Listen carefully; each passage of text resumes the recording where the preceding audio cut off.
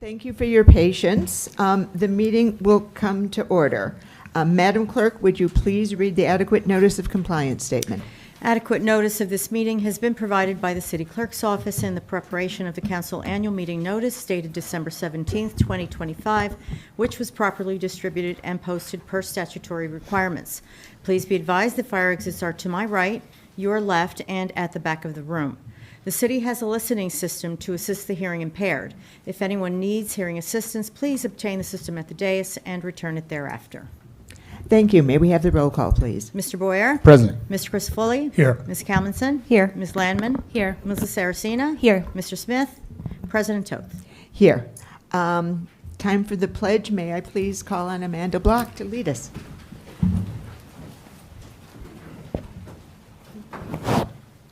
I pledge allegiance to the flag of the United States of America and to the republic for which it stands, one nation, under God, indivisible, with liberty and justice for all.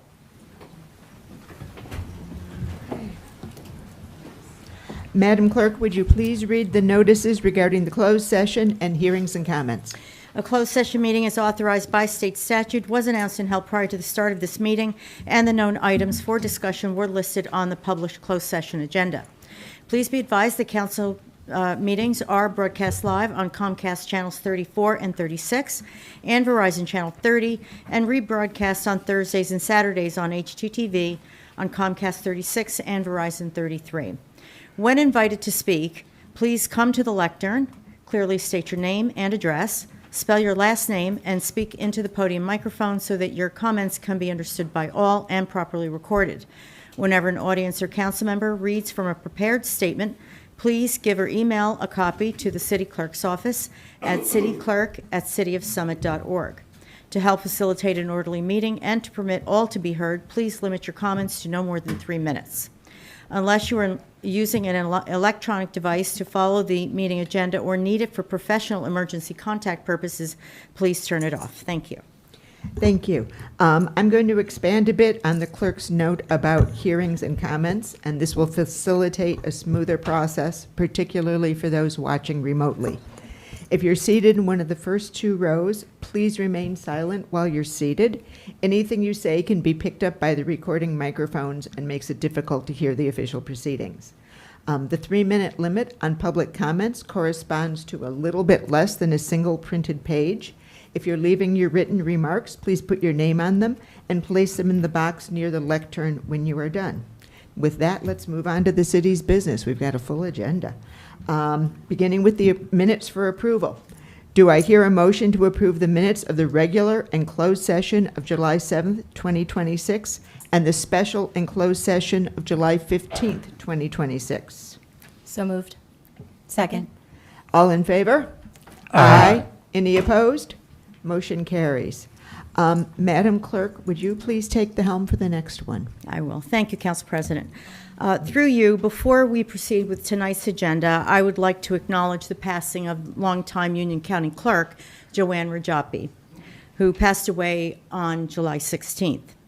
Ms. Rajoppi dedicated decades of her life to public service, leaving an enduring impact on Union County and its municipalities. She was a true friend of the City of Summit, and in particular to the City Clerk's office. Her exceptional leadership, unwavering support, and remarkable knowledge were invaluable resources to the municipal clerks and public officials throughout her distinguished career. On a personal note, I will fondly remember Joanne for always making herself available to answer any questions related to election matters. No matter how busy she was always willing to share her knowledge, provide guidance, and offer her support. Her generosity, patience, and commitment to helping others were deeply appreciated and exemplified the very best of public service. Joanne's professionalism, kindness, and dedication earned her the respect and admiration of colleagues across Union County and beyond, and I hope that her legacy will continue to inspire all who serve in local government. I now ask that we observe a moment of silence in memory of Joanne Rajoppi in honor of her extraordinary life, dedicated public service, and lasting contributions to the community.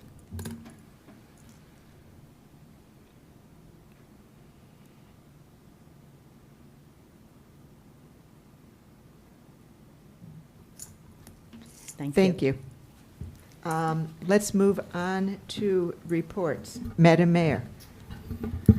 Thank you. Good evening, everyone. Thank you for being here today on this lovely, crazy storm day. Our ribbon cutting ceremony for Maybe Playground has been postponed due to the nasty weather this afternoon. It will be this Friday, July 31st at 2 p.m. We're thrilled to finally be opening our revitalized space for our community to enjoy together. At the event on Friday, we will be joined with an inspirational speaker, Eric Legrand, an advocate for inclusive spaces and sports after suffering a spinal cord injury as a former Rutgers athlete. Please join us on Friday as we celebrate the completion of our city's first all-abilities playground. I hope to see you there. Our National Night Out event is scheduled next week, Tuesday, August 4th. Please note that this event will take place on Memorial Field, which is not typical for National Night Out. Usually we're on the Village Green, so remember, Memorial Field, and it will feature our rescheduled 4th of July fireworks. This is one of my favorite events of the year. It's a great opportunity for residents of all ages to come together with law enforcement individuals and strengthen the ties that help make our community a safer and more caring place to live. And I would be remiss to forget the firefighters as well. So come and see what their tricks are. There will be a variety of federal, state, county, and local agencies at the event, including our police and fire departments, our DPW, Division of Public Works, the First Aid Squad, and others. There will also be food trucks and bounce houses and live music. And the fireworks will take place at approximately 8:45. And please be advised that certain areas of Memorial Field will be closed during the day to prepare for the fireworks. And beginning at 5 p.m., roads adjacent to the field will close to vehicle traffic. Lastly, I want to wish everyone a happy and healthy rest of the summer, and I can't believe we're already heading into August. Boo. I hope you all enjoy the rest of your summer season and take advantage of some of our wonderful outdoor spaces, such as the Village Green, where we will continue to have summer concerts and our movie series, and also our municipal golf course and the Family Aquatic Center. Please note that all pool memberships are half off beginning August 1st, which is next Saturday. And so if you're not a member, it's a great time to come and enjoy the fantastic facility. That's all I have. Thank you. Thank you. And now on to Tammy Baldwin for the City Administrator's Report. Administrator Baldwin. Thank you, Council President. Good evening. I'm very happy we have such a large audience because there is a quick topic I want to bring up, and the more people that hear it, the better, related to rechargeable batteries. Quick reminder, we have shared some information this afternoon on our website and on social media about two recent incidents in the city. One at our transfer station, both regarding the improper disposal of a hoverboard in the trash pit, and another that was a call to the fire department about an e-bike fire at someone's home over the weekend. I urge everyone to review the safety tips that we shared earlier today to help keep everyone safe. Rechargeable batteries can explode when they are damaged, old, overcharged, or improperly disposed of at the end of their life. There are several important safety tips surrounding this topic, but perhaps the most important is that rechargeable batteries should never be placed in your household trash or in the trash pit at the transfer station. If our staff had not noticed that this hoverboard was placed in the trash pit today, it very likely would have started a fire once compressed, endangering our staff and likely shutting down the facility for several days or more. Please take a look at the information we posted on our website and social media. Share the safety tips with your friends and family, and together I hope that we can keep each other safe. And lastly, the August Summit Free Market events. They'll be held on Saturday, August 8th from 8 a.m. to 3 p.m. and on Friday, August 28th, 12 p.m. to 2 p.m. at the transfer station. Summit residents with a parking disposal permit can attend and browse donated items and take what they want for free. Please review the donation guidelines on our website at cityofsummit.org/free market before bringing items to donate. And that concludes my report. Thank you. Thank you very much. And now for my council president's report. And let me preface this by saying some of this is what we did not get to in closed session. I may surprise some of my fellow council members. I have a report on our affordable housing plan, and it's lengthy. Our plan is moving forward on several fronts. Harmon Holdings, the building to go at Ashwood, Broad, and Morris Avenues, had its informal technical review with city staff. At this meeting, city staff reviewed the code, life safety, and engineering specifications of the project application and provide recommendations and feedback. This is part of the standard operating procedure for larger developments. Once the application is deemed complete, it will proceed to the planning board for a formal public hearing. The project at 190 River Road went before the planning board last night. The planning board's review is focused on items such as engineering, stormwater management, and traffic impact. That hearing will continue August 17th. The planning board has already approved the small project on Old Springfield Road across from the Little Kings, and that will provide 1 unit of affordable housing. The Methodist Church project to convert its former school building into affordable senior housing is expected to submit its application to the planning board in August. The city has also been selected to participate in a new state program, NJ Homes ABC, and that's a long acronym. But this will provide technical assistance, training, and resources for the rehabilitation projects at the Glenwood, Weaver Street, and Gallo building. Only 31 communities in the state have been selected for this new program, so it's a real feather in Summit's cap to be chosen for it. But over the past several months, many residents have reached out to all of us in council with questions and concerns about the impact our affordable housing plan will have on our neighborhoods, our schools, and traffic. Will there be green space? Are we choosing the right locations for the people who will live there? These are fair questions, and they deserve real answers from all of us on council. So here's where things stand. Summit has a housing requirement set by the state and negotiated last year. We have entered into a court-ordered settlement agreement to meet that requirement, and to do so, we're looking at approximately 532 new housing units, both affordable and market rate. That's simply the reality we're working with, and we intend to meet our obligation in good faith. We have the opportunity and the obligation to ensure the plan works in real life, not just on paper, and to provide for the inevitable change in circumstances. And that's where council's job really begins. And so council will be starting the next phase of a serious review. We're going to work on through this together as a council, with our staff, and with outside experts in real estate, nonprofit housing development, and affordable housing finance, so that our plan is the strongest, smartest version of itself. And one property we're going to be looking at closely is the old firehouse site, one of the most significant public assets under city control. The contract purchaser of that property withdrew, and this gives us a chance to step back and ask a bigger question. Can this piece of land, which belongs to all of us in Summit, have a greater impact on our affordable housing plan? How do we balance the need for affordable housing with the city's very real budget challenges? We don't have the answers yet. What we have is the responsibility to ask the questions and to look at all of the realistic options before us, while considering our affordable housing plan as a whole, and ensuring that whatever we build works for the immediate neighborhood and for Summit as a whole. We'll be doing this hard work over the next several weeks. This is an effort of the entire council, and I hope some of my colleagues will share their thoughts later in this meeting. With all of that, let's move on to our historical minute. Councilmember Landman. Thank you, Council President. Tonight we have with us Cameron Aronson, a rising junior at Summit High School, to speak about the history of Soldiers Memorial Field. Mr. Aronson has spent countless hours with family and friends playing baseball and celebrating special events at Memorial. Before I turn it over to Mr. Aronson, I would like to remind the public that Council approved $200,000 towards upgrades at Memorial Playground, and we have a survey open for public input on how those funds should be used at the playground. The survey closes on August 1st, which is a couple days from now, so please take a moment tomorrow to complete the survey if you haven't already. We will reshare it on social media and any other avenues we have available to us if you haven't seen it yet. But with that, over to you, Cameron. Thank you. Good evening, everyone. My name is Cameron Aronson, and I'm a rising junior at Summit High School.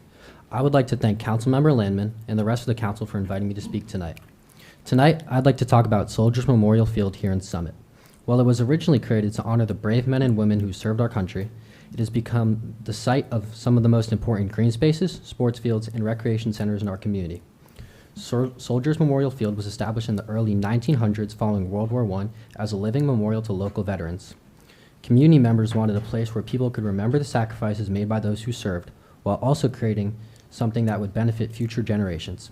Instead of simply building a monument, they created a space where people could come together, stay active, and build friendships. The park posts several plaques and monuments to honor those who served. After World War II, the Korean War, and the Vietnam War, as well as more recent conflicts, additional memorials were added to recognize the local veterans and their sacrifices. Today, the park may be best known for its outstanding athletic facilities. It features baseball and softball fields, soccer fields, tennis courts, a running track, and open green spaces that are used throughout the year. Summit's school and rec teams depend on these facilities for practices, games, and tournaments. As a former baseball player, I have many memories of playing games on the baseball field for traveling rec teams, as well as running multiple trips around the track during Coach Horn's practices whenever the team would mess up. In addition to sports, the park offers walking paths, playgrounds, picnic areas, and beautiful green spaces that encourage healthy lifestyles and outdoor recreation for people of all ages. The tree-lined paths contribute to Summit's environmental health. The park also provides a home for local wildlife. The original purpose of the park has never been forgotten. Throughout the grounds are memorials honoring the military service and sacrifices of Summit residents.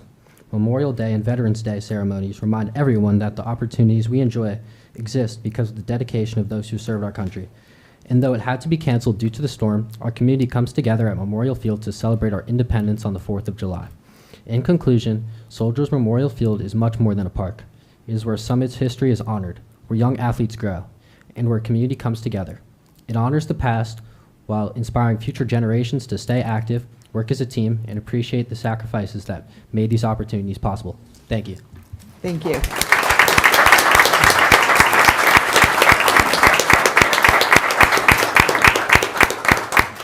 Okay, and we have two mayoral proclamations this evening. First, we are honoring Reverend Dr. Denison Harrield Jr. on the occasion of his 50th anniversary of faith, leadership, and ministry. So, Madam Mayor, over to you.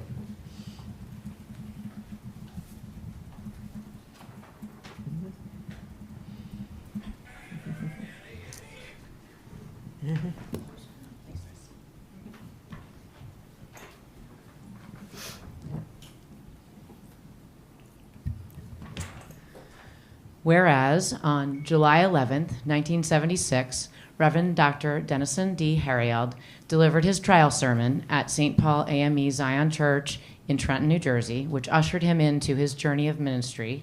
And whereas in May of 1978, Reverend Dr. Harrield received his first pastoral appointment as pastor of Antioch AME Zion Church in Linden, New Jersey, where he served for 11 years. And whereas on October 1st, 1989, Reverend Dr. Harrield was appointed as pastor of Wallace Chapel AME Zion Church in Summit, New Jersey, where he has served for 37 years.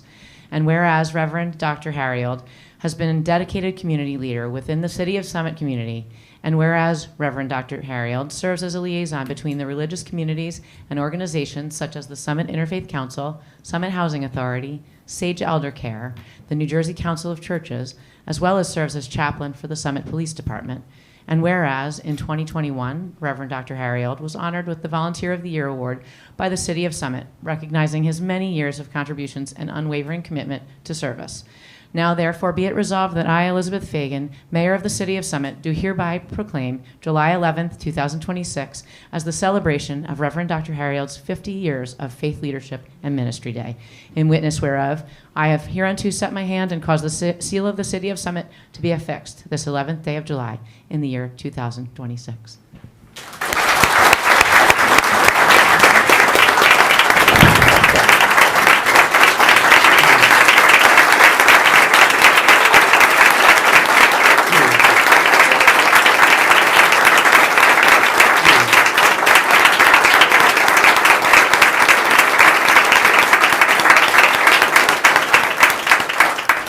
This is an opportunity for me to do something that I do in church. Please be seated. First, I'd like to give honor to God for his amazing grace, mercy, and love. Without him, I would not be standing here today. Secondly, I would like to thank Mayor Fagan for doing something that she did not have to do. On the 21st of July, I got an email saying to me saying that she would like to give me a proclamation. And I was surprised. I never expect things, but I'm always thankful when things like that happen. So thank you so much for your kindness. Secondly, I have to take a picture of this, and I will keep the original, and I will give the other to my wife of 58 years who has been by my side throughout my journey, so she deserves as much as this as I do. So thank you.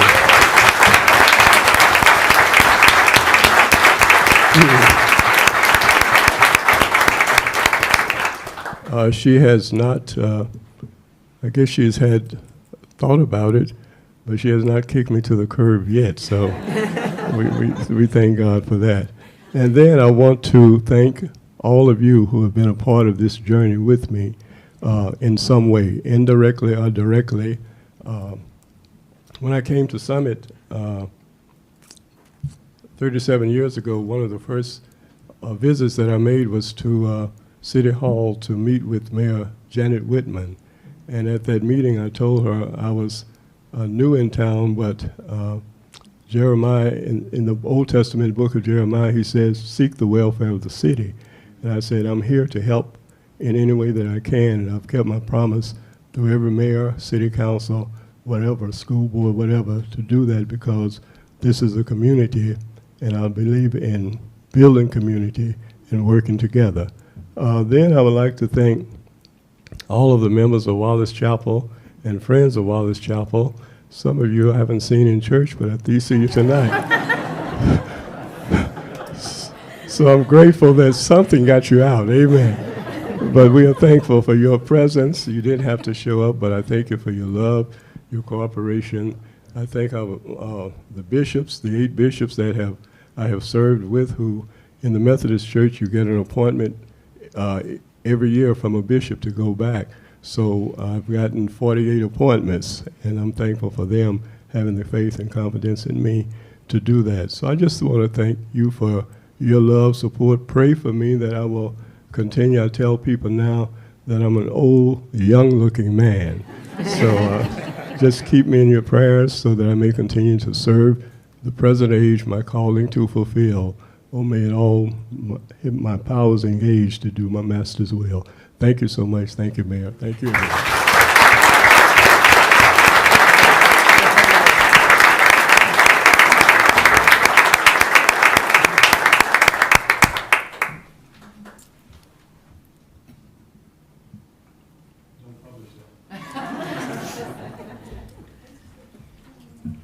Okay.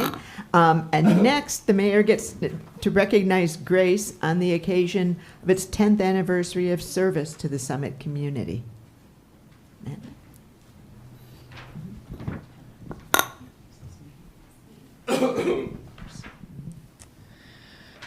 Whereas on August 1st, 2026, Grace, Giving and Receiving Assistance for Our Community's Essentials, will celebrate its 10th anniversary, providing an immeasurable service to the city of Summit. And whereas in 2016, Grace was founded by Amanda Block, whose vision, compassion, and unwavering commitment to helping neighbors in need inspired the creation of an organization dedicated to ensuring that individuals and families facing financial hardship receive assistance with dignity, hope, and respect. And whereas over the past 10 years, Grace has become an indispensable community resource, providing financial assistance for housing, utilities, food, transportation, medical expenses, and other essential needs, helping residents overcome temporary hardships and regain stability. And whereas Grace provides support services to over 750 local families every week, free of charge, with volunteers logging more than 1,500 hours every month.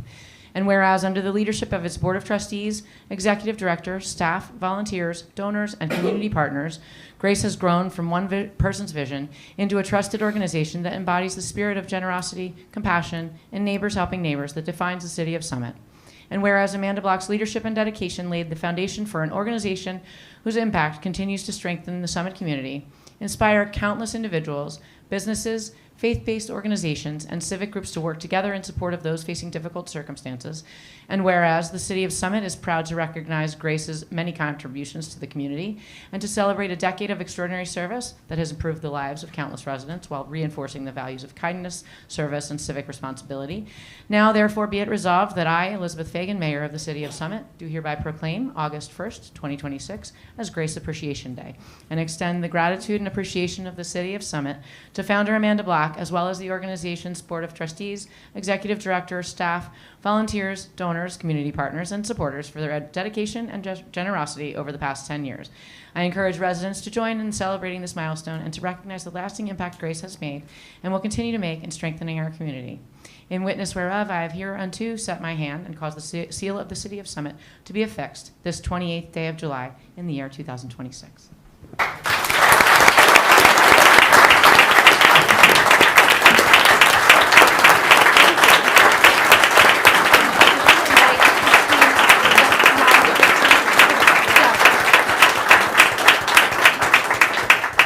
The thing about Grace is that it is a small army, and I was wondering if I could please invite our board, our staff, our core volunteers, Claire, Chantal, our partners, Jackie and Michelle and Jamal. Would you mind coming up?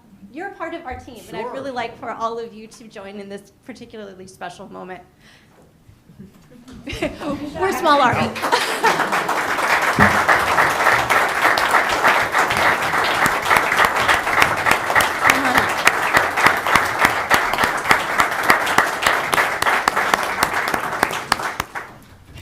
So GRACE stands for Giving and Receiving Assistance for Our Community's Essentials. It's also my daughter's name. The idea isn't just that we care for our neighbors as we would care for our most precious loved one. It's that we believe that it is everyone's birthright to be healthy, happy, and secure. And every single week, it is an unbroken chain for the past 10 years. For the past 10 years, we have not missed a week of service, not for weather, not for COVID, not for vacation, not for any reason, but to dedicate ourselves to making sure that our community members can thrive, that they have access to nutrient-dense food, that they have access to medical care. We now have a copay-free clinic thanks to Overlook. We now make sure that every single week, as we did August 1st in 2016 when it was just Family Fun Night, that our people can fulfill that dream of Summit living and they can thrive. But it is thanks to our neighbors, it is thanks to our leaders, it is thanks to our visionary partners, and I can only imagine with this team behind me and this team in front of me what the next 10 years will bring for our neighbors. Thank you so very much.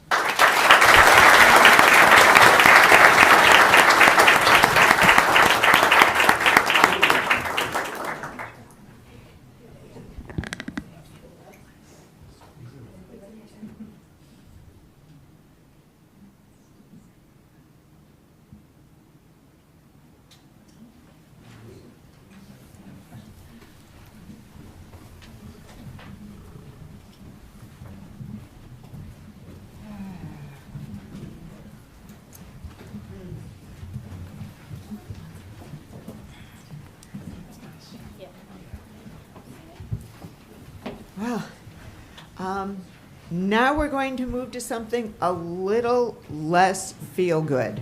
I'm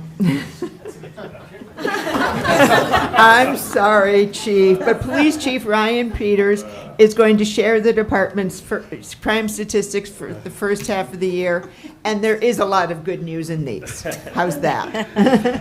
Thank you, Council President. Through you, first of all, I would like to congratulate Reverend Harrield, 50 years. Happy to work with you, sir. And Amanda as well. The police department works closely with Grace whenever we can. So, semi-annual statistics. I'm not sure who's sticking around. Everybody's sticking around? Okay. Semi-annual statistics. The Uniform Crime Report. I know Council's heard this, but I feel compelled in an effort to stay consistent to kind of just go over the parameters of the statistics. Again, uniform crime statistics, UCR, uniform crime reports, are imperfect, and they're simply taking a snapshot of a moment in time. So essentially, whenever a call for service comes in, dispatch receives that call, and they pretty much put an identifier on it. They categorize it as a CFS code. So that's initially done by dispatch. However, sometimes officers will respond to that call. For example, sometimes they respond to a noise complaint, and when they get there, it turns out to be a domestic violence situation. That being said, there are situations sometimes where the officers fail to update the CFS code. So again, when it comes to the UCR statistics, there are certain parameters in which those CFS codes are not completely up to date.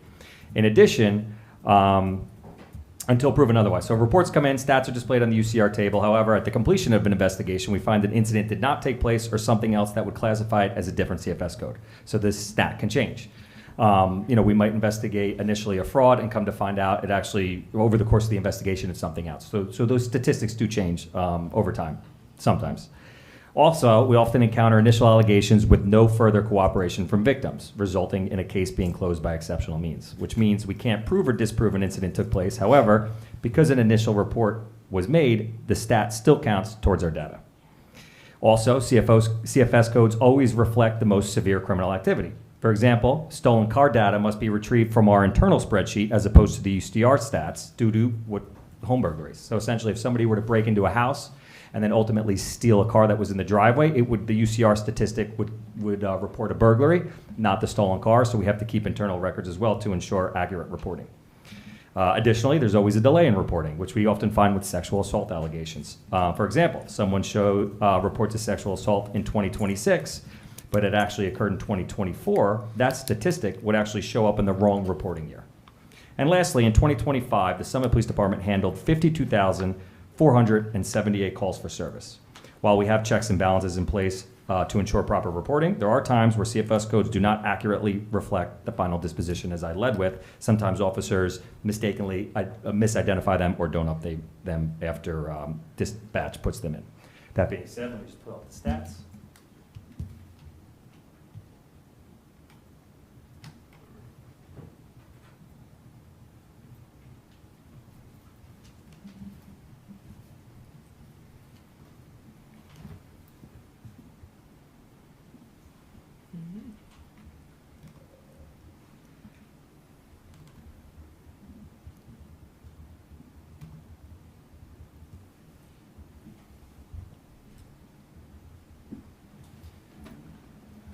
Okay, so this is for the first half of the year.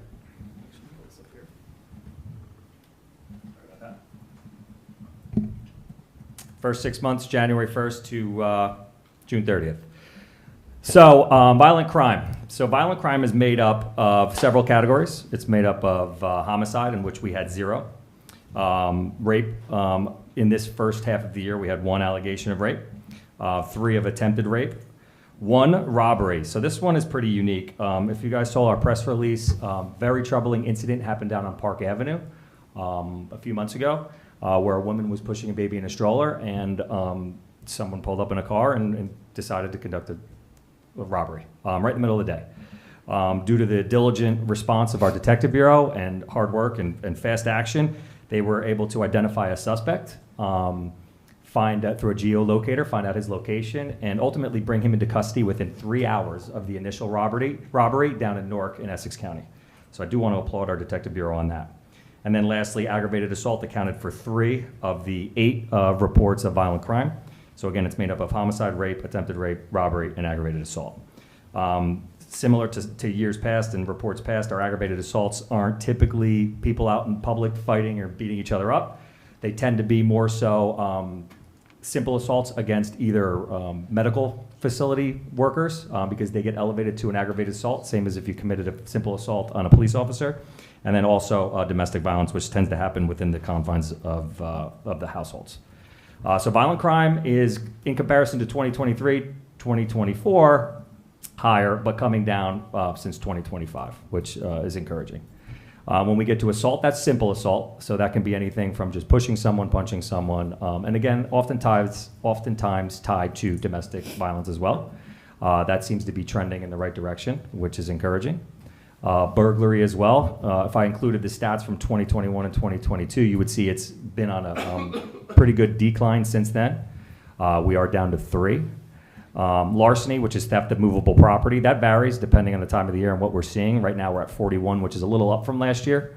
But again, that could be as simple as somebody taking change from a tip jar at Dunkin' Donuts. And lastly, my most encouraging would be the motor vehicle theft, something that we were dealing with almost on a weekly basis a few years back. We're down to just 2 this year. Both were taken at the same time from a local car dealership during the overnight hours. Nobody was there. And I'm happy to report that the day the car dealership identified that the cars were missing, they came in and did the report. Our detectives quickly mobilized. They went down to an area where one of the vehicles was, the geolocator was sensing it. They were able to locate that vehicle and bring it back in for processing. And in addition, another one of the vehicles was actually geolocating in New York, and with the help of the NYPD, we were able to locate that vehicle as well. So both vehicles were recovered the day they were reported stolen, and within 2 weeks we had a suspect in custody. So our detective bureau is doing great. I can't say enough about their hard work and their dedication. When it comes to burglaries and attempted burglaries to motor vehicles, again, encouraging to see 39 in 23, down to 14 in 24, and now we're tied with last year at 4 to date. This stat is actually my most encouraging stat. So this shows the effectiveness and pretty much the capabilities of our officers and their hard work. Back in 2023, when crime was a bit higher than it is now, to date we had 44 arrests. In 24, we had 51. Last year, crime was a little higher. We were at 79, but this year we're still at 72. So what that's telling me is as crime is going down, we're actually getting more effective at arresting suspects. Our detective bureau, we're a young police department. We're very motivated. What they lack in experience, they make up in effort and motivation. So the fact that there's an inverse relationship between the amount of crime that's happening and the people that we're able to identify that are committing those crimes and bring them to justice is very encouraging. So that's the crime stats. Now we'll slide into some of the other stats that we document. So this is general traffic statistics and calls for service. So back in we are busier. There's a variety of reasons why we could be busier, but we do document pretty much everything that we do on a daily basis. So again, in 2023, we're just shy of 25,000, a little over 25,000 in 24. We kicked up to 27,000. That was with when we hired 2 additional officers to our table of organization. And then obviously in 2026, we have those other 2. So we increased our table of organization by 4 in the last 3 years. And as you can see, the calls for service are going up. I wouldn't necessarily say that it's because people are calling the police more. It could also have to do with we have 4 extra bodies on the road, and they're checking more schools, they're checking more businesses, they're stopping more cars, more proactive, preventative measures in terms of good policing.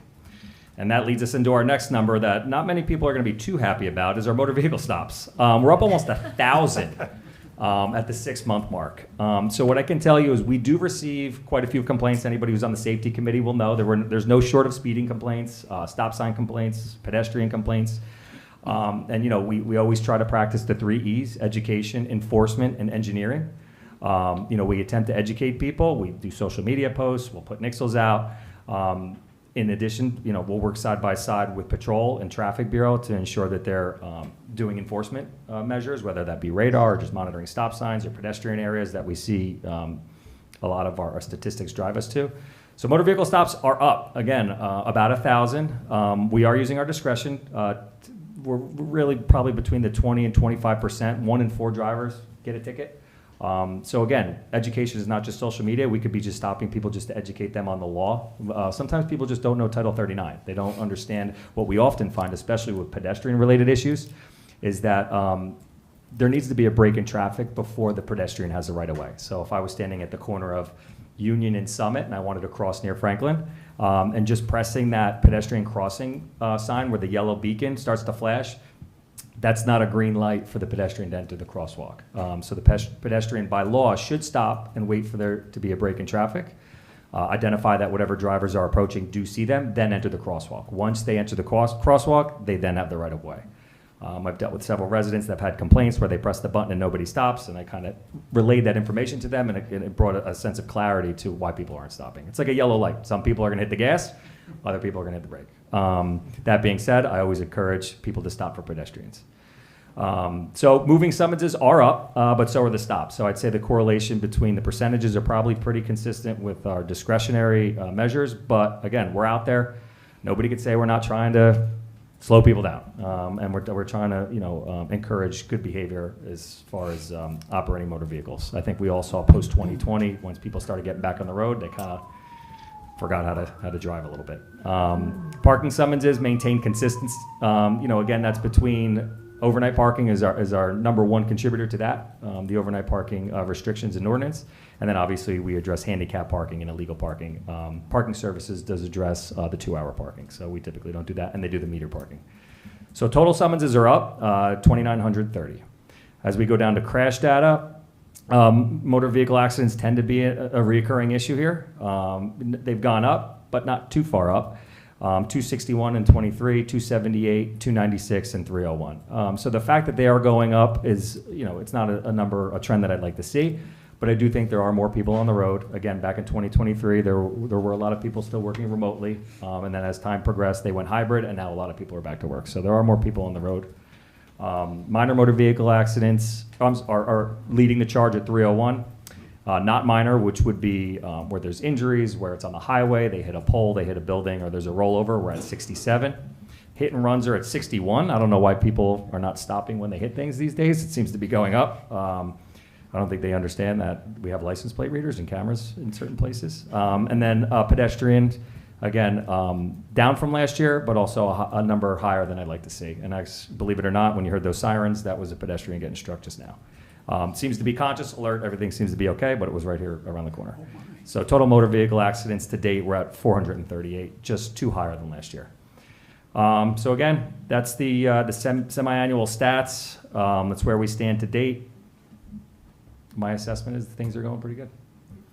Thank Questions, you. concerns? Do we have any questions for Chief from members of the public? Do we have questions from members of council? Council President. Yes, Councilmember Boyer. Chief Peters, thank you for your report. Appreciate it. Question on the burglaries. Were they home invasions? Or? No. Okay. No home burglaries. Larcenies. Do we see a increase in our downtown district? We've had a few thefts at some common places in town that we see thefts happening.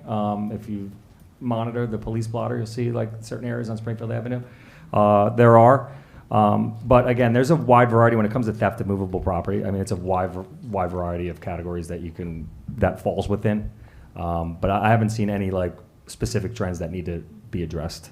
We do try to mitigate some of the thefts that we see at the same locations by either increasing our patrols or parking EDA cars out there, which are extra duty assignment cars, just to deter criminals, because a lot of these criminal elements are not locals. They come in from other town. The direct access to the state highways is an inviting attribute to the city. You got 2 ways in between 24 and 78 where they can go north, south, east, west, and get back to wherever they came from. We've had people even come up here and commit larceny from Delaware, from New York. Being this close to Short Hills Mall, we get some of the spillover for that as well. Good. Thank you, Chief. And get a lot of concerns about the kids coming from middle school to our downtown district. No incidents with the kids this year? Good?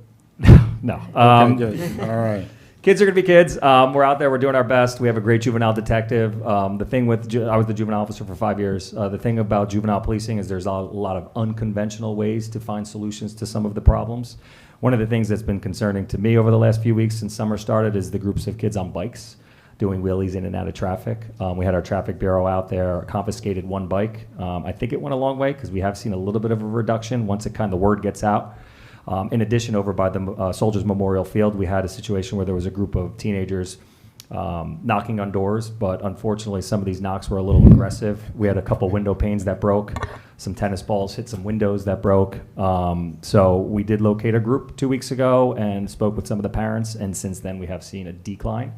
So I'm hoping that our interaction with them kind of put that behavior to bed. Good. I was just more concerned with safety to our children, not really what they're doing. They're safe. They seem fine. Okay, cool. Motor vehicle stops are up. Let me ask you. I know when stops are up, contact with residents are up, or even non-residents. Maybe an increase in internal affairs complaints? Nope.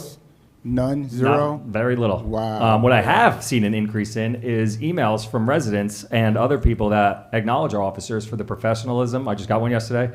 Officer Ortiz stopped I think he was actually a former mayor or council member from another town, and he felt the need he was having a rough Monday morning. He was running late. He got caught up, I think, going a few miles an hour over the speed limit, and one of our officers was very polite, very professional, and he felt the need to acknowledge him and send an email, and we've gotten quite a few of those. And whenever that happens, I make sure we make a copy. I send a memo to the officer acknowledging their hard work, and then it goes in their personnel file to be considered whenever there's an opening for an assignment or promotion. 2 more questions, Chief. Shoot. We lowered the speed limit at Bryant Pond. Yep. Right. Have you seen a lot of motor vehicle stops there? Because I know it was too fast before, and it was, well, we can't pull these folks over because they're actually going the speed limit, which was too fast anyway. So now it's 25. Do you see an increase? Do you see people slowing down? We haven't had any complaints from the residents. Okay. Whenever we enact a new ordinance, it tends to be mixed feelings depending on what the ordinance is. But I can tell you the speed reduction down on Orchard and on Springfield, and in addition, the implementation of the mobile speed signs that flash on Orchard. I firsthand have seen people, again, because it was, I think, 35 or 40 prior to the reduction. It was fast. It tends to work. When people see that they're going over the speed limit and the red and blue light flashes, you see the brake lights and they slow down. Every resident in that area seems to be happy with them. So we haven't had any complaints down there. One more question. Summit Avenue and Union Place, hot spot where people are crossing, commuters getting out of their train. Seems like a very busy and kind of scary spot. Yep. I've been getting a lot of complaints for it. Are there any recommendations in solutionizing that area? There's not a lot that you can do. You don't want to put a stoplight there. It's been in safety for a while. Yeah. We talk about it every safety meeting. There's been several measures, and again, enforcement's out there, education. We just ordered, if you go over one of those pedestrian beacons, you'll see a little sign that just says press the button and enter the crosswalk. What we did was redesigned that sign. We're just waiting for them to get delivered. We're just going to put stickers right over it that lets pedestrians know. Pause, wait for a break in traffic, ensure the driver sees you, then enter the crosswalk. We're hoping with that educational aspect, more pedestrians will be less likely to just step into traffic, which typically is one of the contributing factors for people getting hit. Another one is drivers turning. Whenever you're making a left turn, depending on your type of vehicle, that pillar, that block that goes between your driver's side door and the windshield can block pedestrians in your line of sight and your trajectory. I think of the 14 pedestrians that were struck on that stretch between Broad Street up to DeForest over a 5-year period. I think I ran that for Bob a few months ago. 13 out of the 14, the vehicles were turning. So that seems to be the number one contributive factor to pedestrians getting hit. But again, back to your question, we are replacing those signs to better inform the pedestrians. Aaron had submitted an engineering suggestion as far as striping. One of the other things that I made a suggestion to the safety in the last meeting was possibly doing rumble strips as you approach that intersection, just to draw attention, to slow people down. So there are a variety of engineering revisions that we're discussing, but I'm sure anybody can say if you've sat at the Summit Diner, you'll see one of our police cars in the Chase Bank drive-through. They're monitoring pedestrians' traffic at any given point throughout the days. But we do have a variety of areas that we get complaints about, so we try to spread it out. We don't want to just focus on one area. And just more of a statement, I think that you have one of the most diverse police departments in the state of New Jersey. Pretty diverse, yeah. People who've come from the Newark PD, Irvington PD, Patterson Police Department, the Rutgers Newark University Police, right?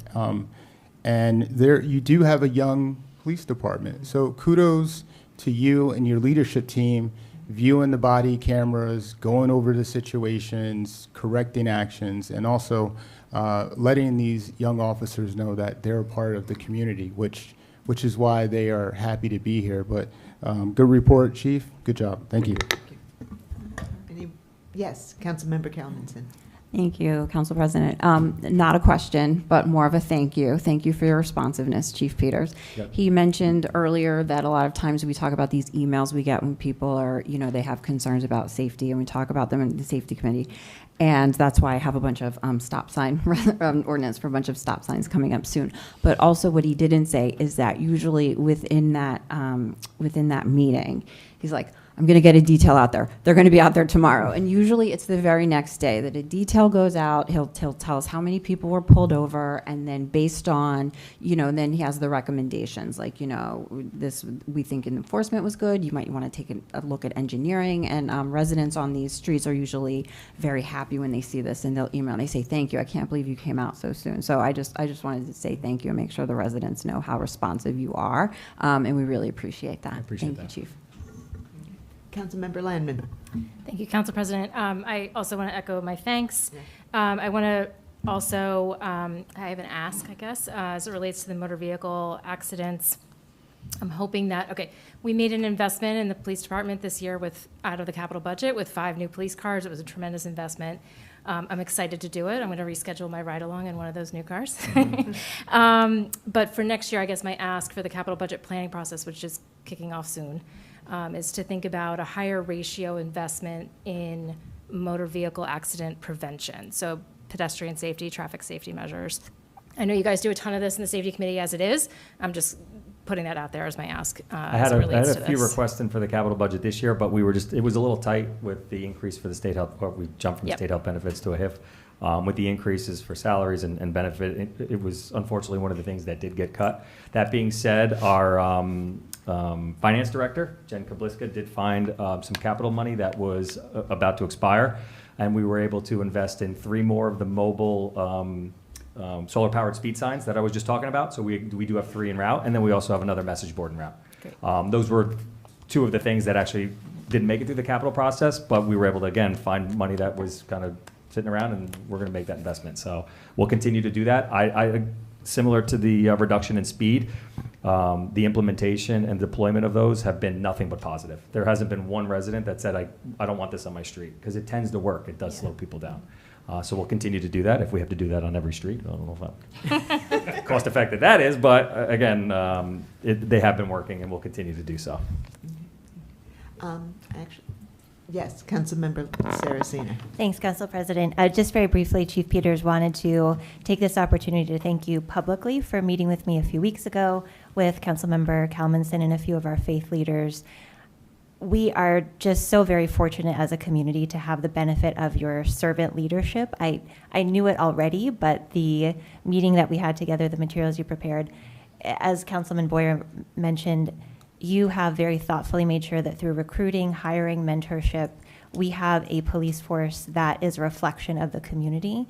That is so very important. The way that you prepare our officers for the mental game, the physical game, the tactical game, the way that you serve the whole person and the whole department, we have exceptional leadership. We're so fortunate across police department, our fire, and EMS. We have just the most excellent first responders. So I thank you for being an excellent role model of servant leadership and protecting the community so well. Thank you. I appreciate that.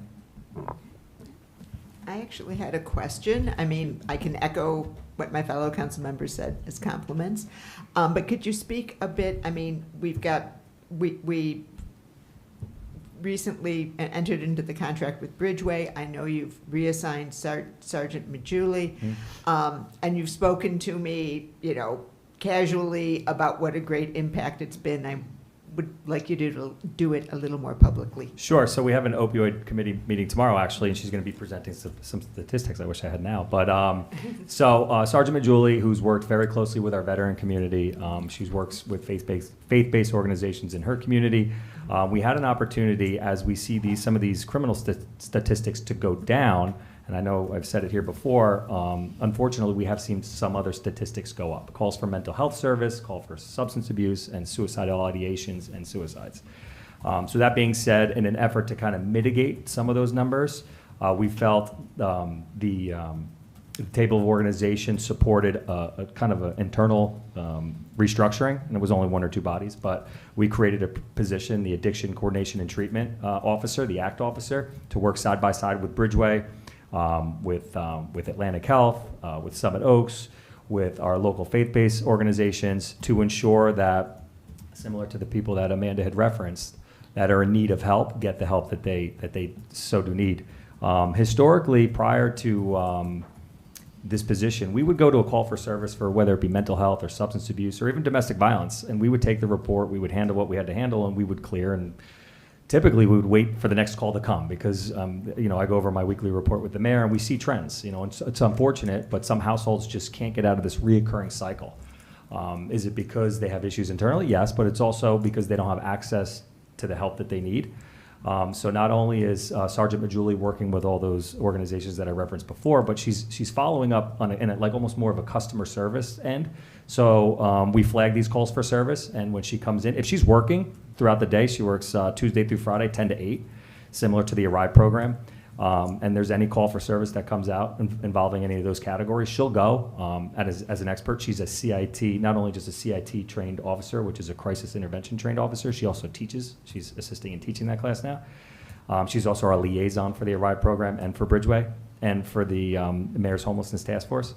But she'll go to that call for service and assist our patrol officers who might not have the experience. Again, we're young, we're motivated, we could stop cars, but we don't have the life experience to kind of handle some of these domestic situations or mental health situations. So she brings that experience into the calls for service. And then if calls come out, maybe on a Friday night or a Saturday, and she's not here, she'll follow up the next day she's in. She reaches out to the family, makes sure, checks in to see how everybody's doing, and then provides access to resources. If they have insurance, we can go down that route. If they don't, there's plenty of resources that Union County and the state of New Jersey do offer, and as well as the city of Summit.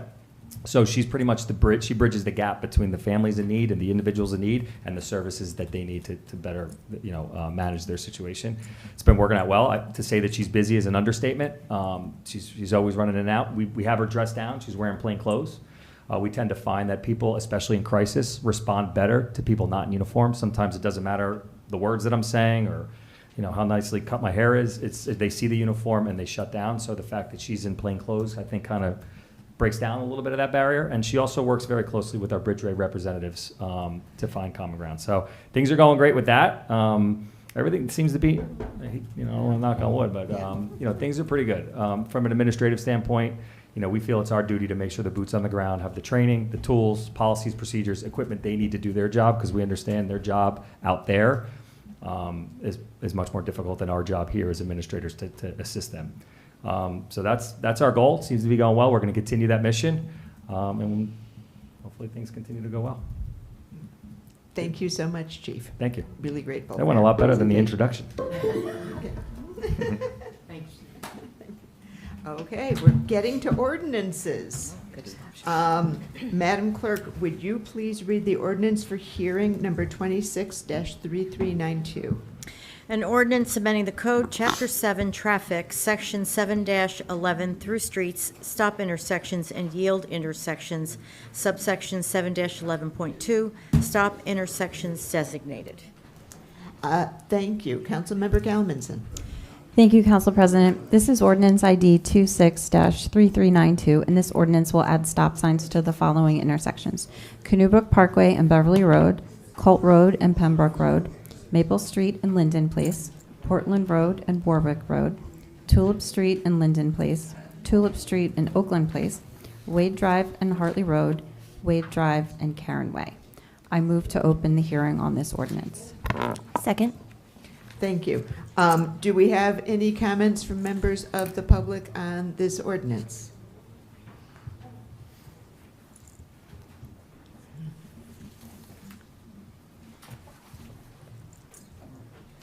Hello, Delia Hamlet, 59 New England. Quick question on this one. I should have been prepared for this because I was speaking with a resident yesterday, but can anybody update the stop signs on Canoebrook and Woodland? I can't remember where we were on that. We just did the sidewalks, so I know you said, Michelle, you said, which ones did you say again? Yeah. Beverly, Okay. You said Beverly? Yeah, it's Canoebrook and Beverly. Okay, and just, if you don't know now, just maybe get something out this week. The residents last night at the planning board, someone came up and asked me, and I can't remember what the status was, so that's it. Thank you. Okay. Any other comments from members of the public?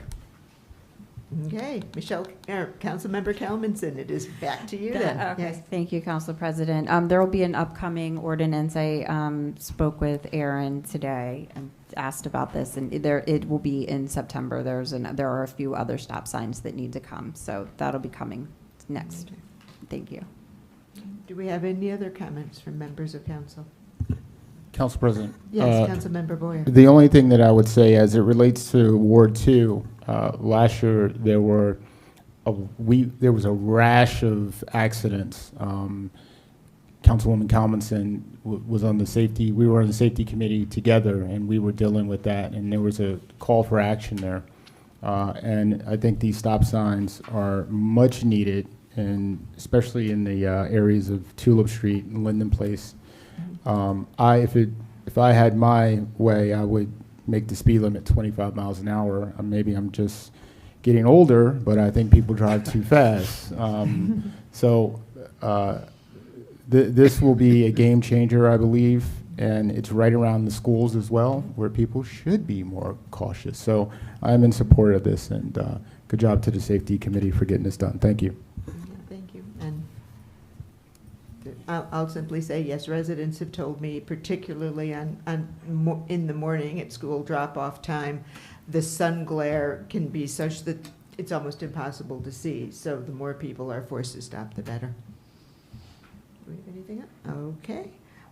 Then let's call this hearing closed. And Madam Clerk, would you please read the ordinance for hearing number 26-3393? Ordinance of the City of Summit, County of Union, New Jersey, amending and supplementing Chapter 35 of the City Code entitled Development Regulations, subsection 35-9.2, Prohibited Uses. Thank you. Councilmember Crisafulli. Thank you, Council President. Ordinance 26-3393 would amend Summit's ban on data centers. Summit was an early mover in banning data centers, one of the first 30 towns in New Jersey to ban this undesirable use of land that would have negative impacts on energy use, utility rates, water use, and noise pollution, among others. Council unanimously voted to ban data centers on June 16th. And tonight's ordinance clarifies the rather technical language from the prior version approved in June. The purpose remains unchanged, banning data centers in our town. We are fortunate to have committed and knowledgeable residents who shared their views at council listening sessions and during the council meeting on June 16th. We requested the input of Burgess and Associates, and I also referred the ordinance for review to Summit's Planning Board, on which I also serve. At last night's meeting, the Planning Board determined that the ordinance under consideration tonight is not inconsistent with Summit's master plan. That's their technical designation. And they also recommended adding language to ban off-site customers or users.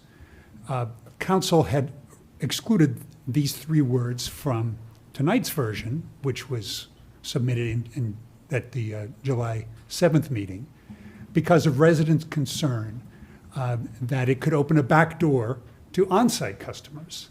The Planning Board determined that this was not the case, putting that fear to rest. Council will consider how to best address the Planning Board's recommendation. In any case, tonight's ordinance further confirms that data centers are banned in Summit. I move to open the hearing. Second. Thank you. Do we have any comments from members of the public? Okay.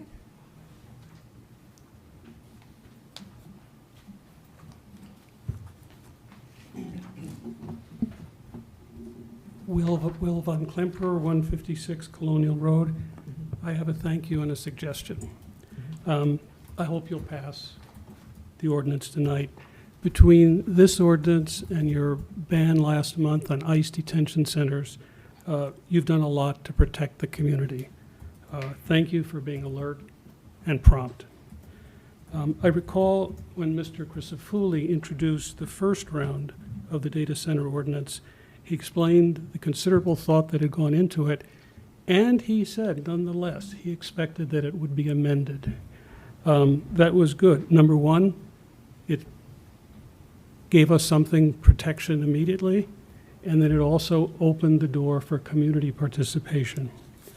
And I thank you all for the way that you handled the many suggestions and adopted some of them. Some were freely given. Some came packaged in vitriol. You all stayed with content, and I salute you for that. Now, I have a suggestion, friendly.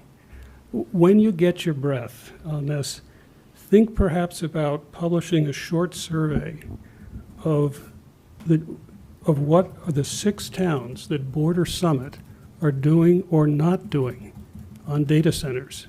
We have a stake in something that happens 20 feet over the line. I'd be interested in knowing what's around us, and I'd suggest that we could play a role, we could gain as a community, and by being an active neighbor in the region, and I think we would be strengthened if we and our neighbors were all strong on this issue. So again, thank you for the technical and difficult work you did, the poise you had. Please keep going. Thank you. Thank you so much. Are there any other comments from members of the public?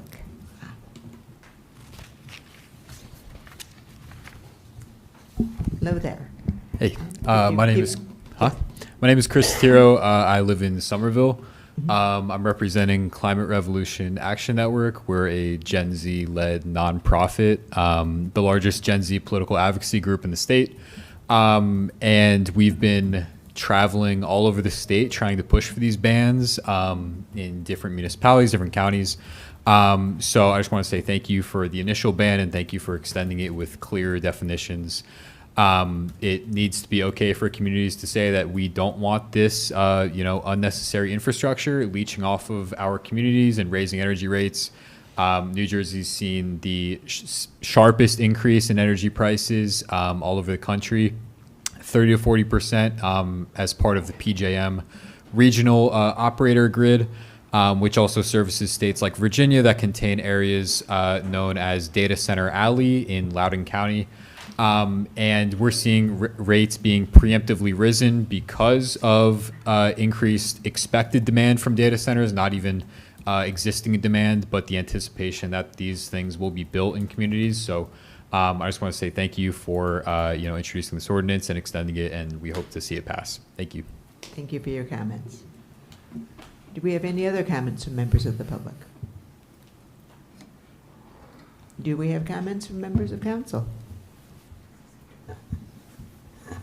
Council President. Councilmember Boyer. The only thing that I would say is, first, I'm happy that we're passing this. The original AI ordinance that is in the law today that we passed several weeks ago was not sufficient because it would allow the thing that we wanted to prohibit. So this is a good ordinance that we're passing here.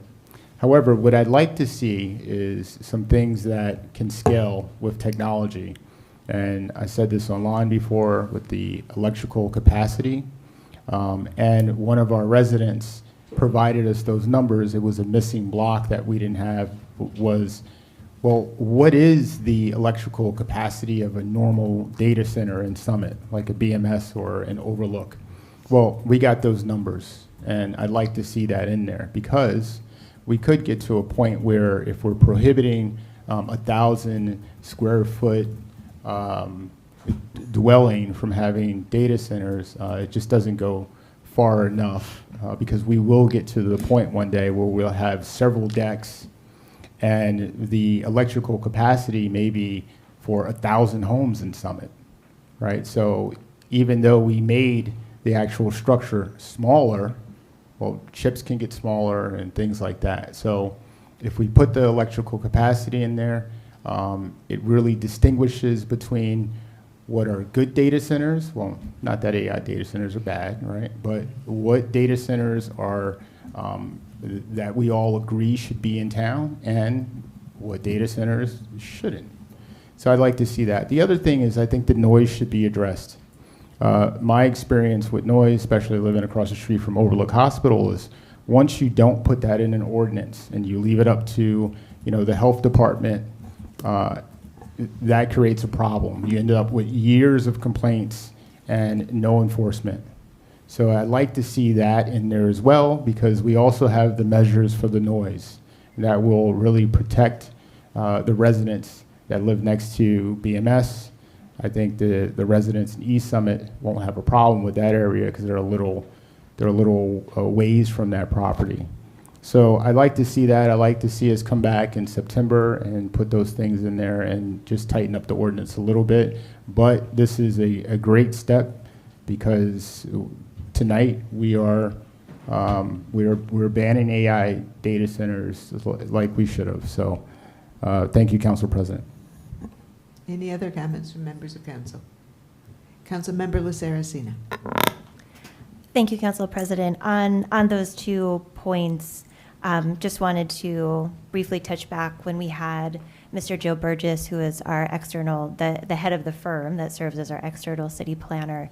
On the issue of the electrical capacity, again, this is a very fast evolving issue, and we will see what's trending with other municipalities, and there are several groups that are working on model language. But on that point in particular about including language with respect to the electrical capacity, because of, we're dealing with the zoning regulations, the DRO, we have to plan for how our zoning official would deal with all of the particular provisions. And Mr. Joe Burgess shared that, on his view and in discussion with some of his colleagues, it's just in this moment, it would be difficult for the zoning official to know what to do with that, right? Like we don't have the standard practices, the tools and procedures for the zoning official to be empowered to know how best to implement the electrical capacity. So we will continue to monitor for that, but that is one reason why we have not, in this ordinance that is up for discussion this evening, includes the electrical capacity. On the noise, again, as Mr. Joe Burgess shared back on, I believe it was July 7th, there certainly is work to do with respect to our nuisance regulations that apply across the municipality, both with respect to the language and potentially with the enforcement, and we are committed to taking a look there. But as Mr. Joe Burgess said, this is a full prohibition, so we don't need necessarily to include management of the noise because it's a null set, right? This is a prohibition of AI data centers, so there won't be noise emanating from data centers. But again, we will look at, through the master plan reexamination and in the work that we are able to do on council, we'll take a fresh look at the nuisance regulations and also on enforcement. Thank you, Council President. Thank you. Do we have any other comments? Council President, if there's no more Yes. comments, just as a follow-up, several weeks ago, I made recommendations, and the council didn't follow those recommendations. And now, a month later, we're here amending an ordinance that we should have done correctly in the first place. So one of those lessons is to actually listen to what your colleague is telling you, right? And so that we don't have to repeat certain things. So I'd like to take, this summer and really take a look at it, and the electrical capacity and also the noise, so that we don't have a repeat of things that we had to deal with before, as opposed to just outright saying, well, we're not doing that because of Mr. Joe Burgess. Because in fact, if that was the case, when our planning official wrote his ordinance for us, we took things out of it. So we can't say Mr. Joe Burgess, Mr. Joe Burgess, Mr. Joe Burgess, but when it landed on our desk originally, we took stuff out. So I think we just have to take a step back, look at the past events that happened that led up to why we are here today, a month later, and reflect on that, right? That, hey, we made some mistakes, because originally I was the only one that voted against the ordinance that's in law today that would allow a 19 megawatt facility, actually several of them, because it wasn't in the aggregate. So it's really good to listen to your colleagues. And in this case, I was included in the process, so I'm glad that we got here, and hopefully we can progress on this. Thank you, Council President. Thank you. Any other comments? The existing ordinance was a unanimous vote, so I'm not clear what you voted against, Jamel. Okay. Let's talk about this ordinance. Are there This any is, other? this is new information for me. We're talking about the. I'm sorry, ordinance the in AI front of us? ordinance that is in place, that is law today, I did not vote for that. Okay, we're talking about the proposed ordinance in front of us. Could we please? Just want to clear the record. Thank limit- you. Yes. Councilmember Calmanson. Thank you, Council President. I mean, I just wanted to go back to originally when we had the prohibition for the detention centers. Councilman Boyd just wanted to add 2 words to that, AI data center. And I just, since we're going back, I just wanted to point that out. Thank you. Yes, I think, does anybody else have something to say about the words that are in the ordinance in front of us? With that, I'll Sure. close the hearing. No, just, yes, Okay. Council President. Yes. I would say, I think there's a lot of gilding the lily here. There's a lot of amateur hypothesizing. We've benefited from a lot of resident input, but we have an ordinance which is strong. We will continue to monitor it, and I will support further changes as necessary, but not nitpicking with an ordinance that's strong and is recommended by the best professionals that we can find. Thank you. With that, I think I'll close the hearing, and let's move on to ordinances for final consideration. So, Madam Clerk, would you please read the title of ordinance number 26-3392? Just back to my page here. Mm-hmm. Okay. An ordinance amending the code, Chapter 7, Traffic, Section 7-11, through streets, stop intersections and yield intersections, subsection 7-11.2, stop intersections designated. Thank you. Councilmember Calmanson. Thank you, Council President. And this is ordinance ID 26-3392 to add stop signs to various locations. Having closed the hearing on this moments ago, I move to adopt this ordinance. Second. May I have a roll call, please? Mr. Boyer? Aye. Mr. Grisafulli? Yes. Ms. Calmanson? Aye. Ms. Landman? Aye. Ms. Saracina? Aye. President Toth. Aye. Motion carries. Madam Clerk, would you please read the title for ordinance number 26-3393?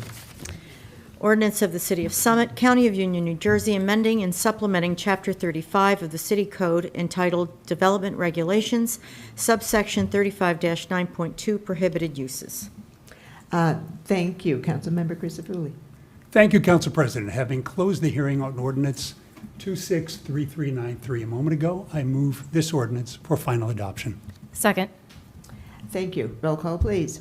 Mr. Boyer? Aye. Mr. Grisafulli? Aye. Ms. Calmanson? Aye. Ms. Landman? Aye. Ms. Saracina? Aye. President Toth. Aye. Motion carries. Let's move on to resolution. First up is Councilmember Landman. Thank you, Council President. Resolution ID 12664 authorizes the city CFO to make payments between council meetings. These are budgeted payments that include payroll, debt service, utility bills, taxes, etc. Approving this resolution will improve the operating efficiency and avoid disruptions in services, especially during periods like August and late December when the council is in recess.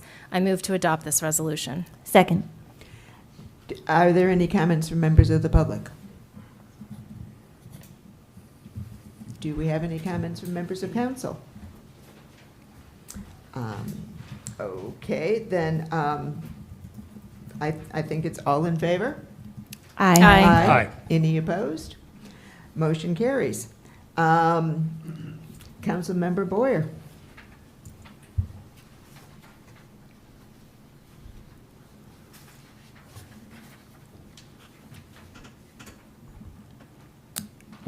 Thank you, Council President. This is ID number 12663, amend the Personnel Policy Manual. As we discussed in closed session, I'd like to move this forward for adoption. Is there a second? Second. Do we have any comments from members of the public?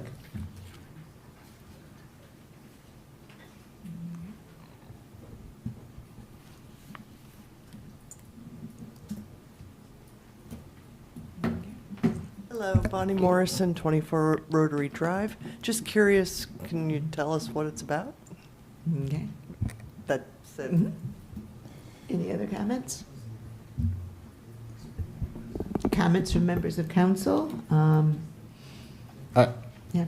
Yeah, so this is the personal policy manual. It governs different HR functions. It governs new policies that came from the state with about family leave. It's about 35 pages. Is there, Marina, is there anything new that's in this personnel policy that hasn't been in the last several years? Yes, there are updates that were recommended by the city's insurance fund and policy related to alcohol and drug-free workplace, artificial use of artificial intelligence, vacation, paid sick leave, state family leave, health, dental, all other general recommended employment policy or employment and personnel policy guidelines, and our office recommended the adoption, and nothing was out of the ordinary. It's recommended by our insurance. Okay. So, yeah. Oh, okay, we're going back to comments from members of the I public. thought you had, can I speak? Excuse me? Yeah, Yeah. I thought it was still public. Yes, yes. Denison, Harrield, 140 Broad Street Summit. I just think that in reference to the previous person who came up, that if you have a ordinance, not an ordinance, but a resolution of this nature, it should be more specific. It's very general, so what the attorney just said, I heard it, but believe me, I don't remember it, what I just heard. Because, you know, she spelled out some things, but I think maybe a primer, a list of what this is going to be can be put on the website or put somewhere so the public can know what, you know, many of us don't know what the original personnel policy manual was. So if you're amending it, you don't know what it was before. You need to know what you're amending to just list the things that are being changed or added or taken out. So that's just a suggestion. Thank you. Real quick, Delia Hamlet, 59 New England. I forget how we have done it in the past, but I would say articulate to the fine Reverend here. It's just important to have a red line for the public to see. Probably only 3 people will look at it, but it's just a good thing to post. There's so many just tiny minutia that changes from year to year that I think it's important for the public to see. So I agree with you, Reverend. Thank you. It's a closed session matter, there's really nothing. Once the resolution is adopted, it will be public through the minutes. Yeah. Okay, so, yes, the city clerk reminded me that assuming we adopt the resolution, it will be included in the minutes that we'll approve in early September. So, but it's a closed session matter, so we can't put it out there in advance of the meeting. Any other comments from members of the public? From other members of council? Okay. All in favor? Aye. Opposed? Resolution carries. Councilmember Christopherly. Thank you, Council President. Resolution ID 12392 would adopt the Union County Multi-Jurisdictional Natural Hazard Mitigation Plan, and I'm sure there's an acronym in there somewhere, which identifies critical infrastructure in Summit and is a prerequisite for Summit to request federal grants to pay for priority projects to reduce our risk to natural hazards and disasters. A resident who happens to be here this evening brought to my attention the link on the agenda packet today that linked to the original document was no longer working. And so we determined the county link, it was not working, so our heroic city clerk established a new link. So this document is available and has been available to the public. just for transparency's sake. I move to adopt this resolution. Second. Okay, looks like we have comments from members of the public.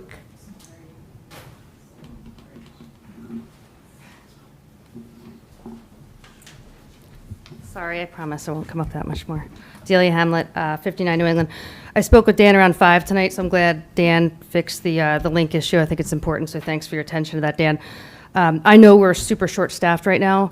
I spoke to Dan about this tonight. I definitely think that we can strengthen this. I know there's a deadline of August 15th or so, and Dan and I spoke about some of the changes that we both probably agreed could be in there.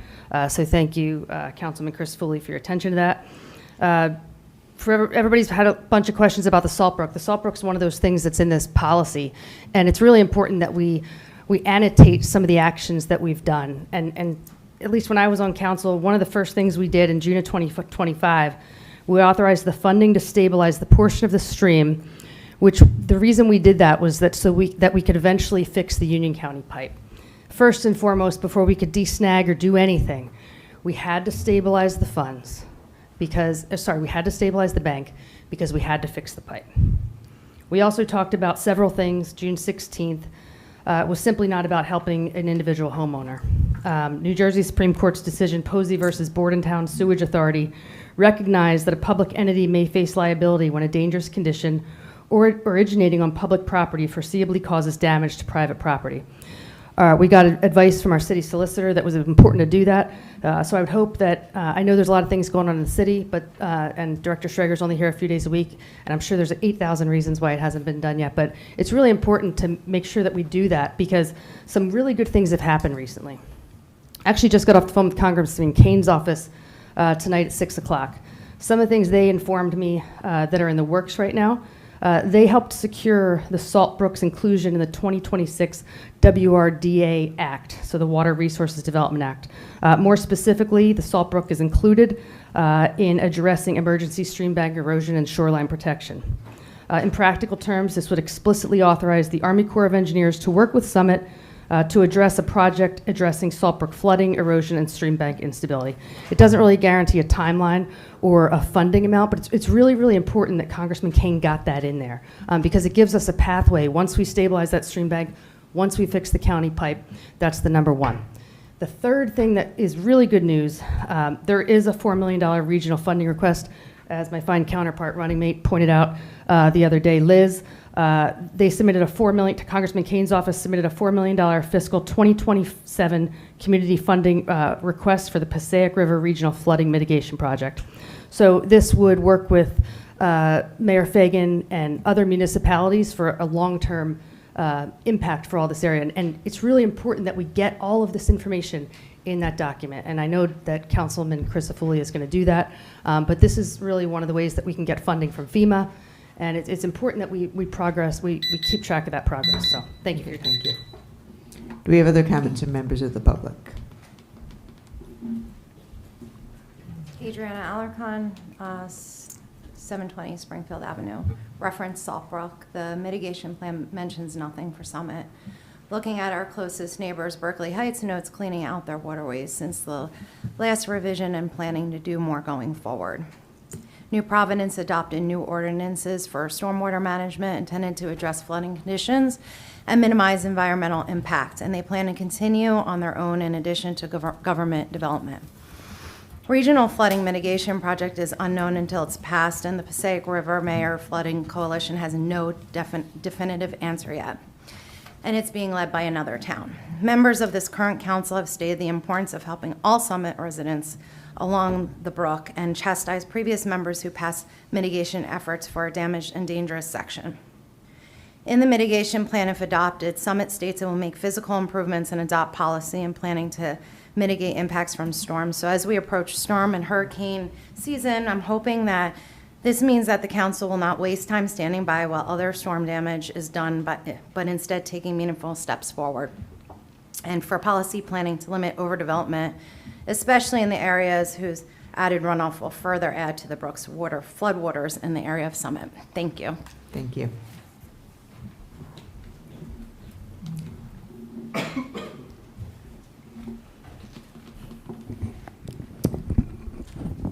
Good evening. Diane Leota, 606 Springfield Avenue.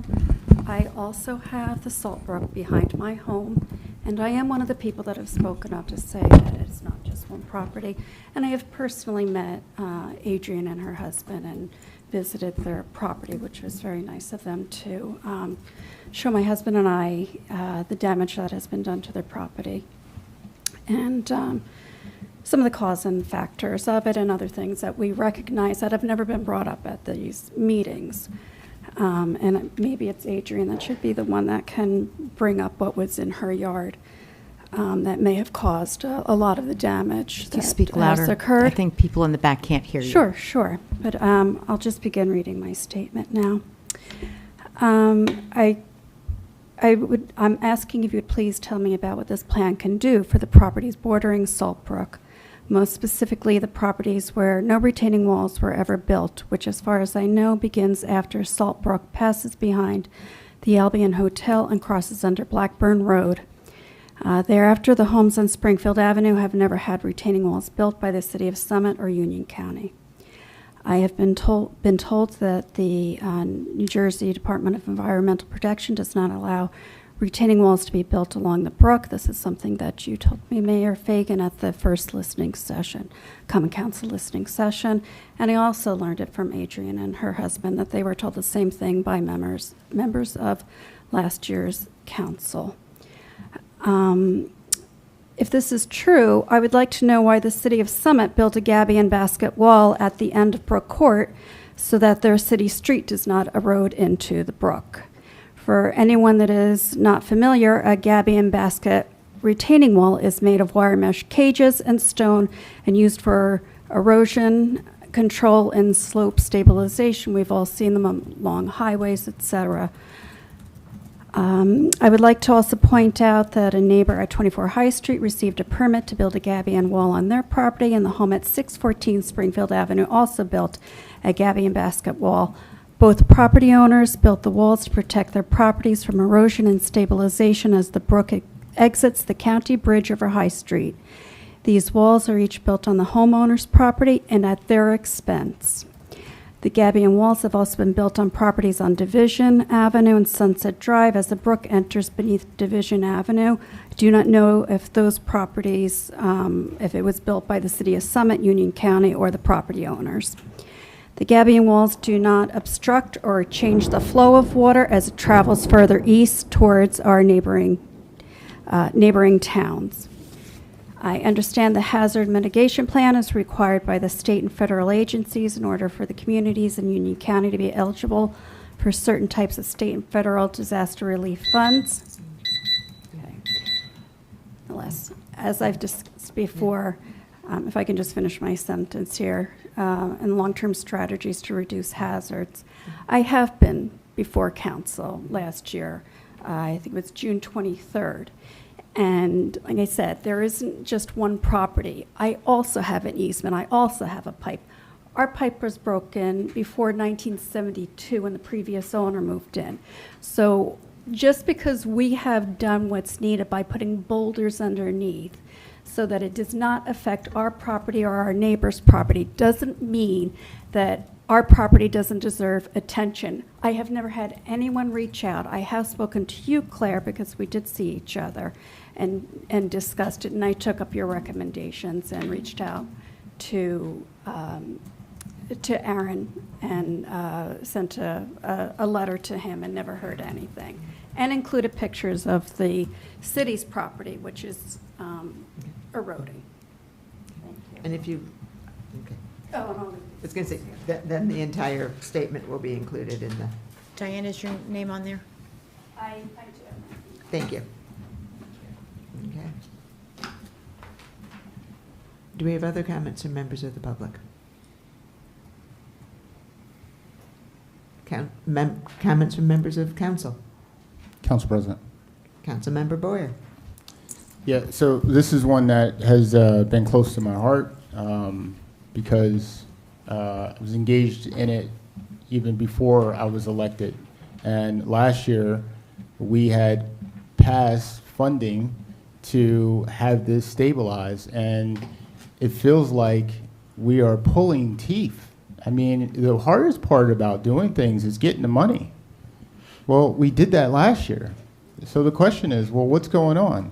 So I just want to bring people back if they don't understand. So I'll give you a historical point. So there is a pipe that the county owns. That pipe is damaged. As a matter of fact, it's almost non-existing. And when the water, like tonight probably, runs out down Springfield Avenue, it runs in almost a pit. And that pit is causing erosion at the property that it abuts. And it happens to be Adriana's property. That is losing yards.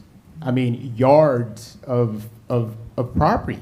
So the county came back and said, hey, you know what, we'll fix the pipe only if you stabilize that area. So it wasn't about fixing one resident's property. It was about getting the county to fix the pipe. Now, we still haven't done our part, and I don't know why. I'm at a loss. I've been sending emails since January about what's going on at the property on Springfield Avenue.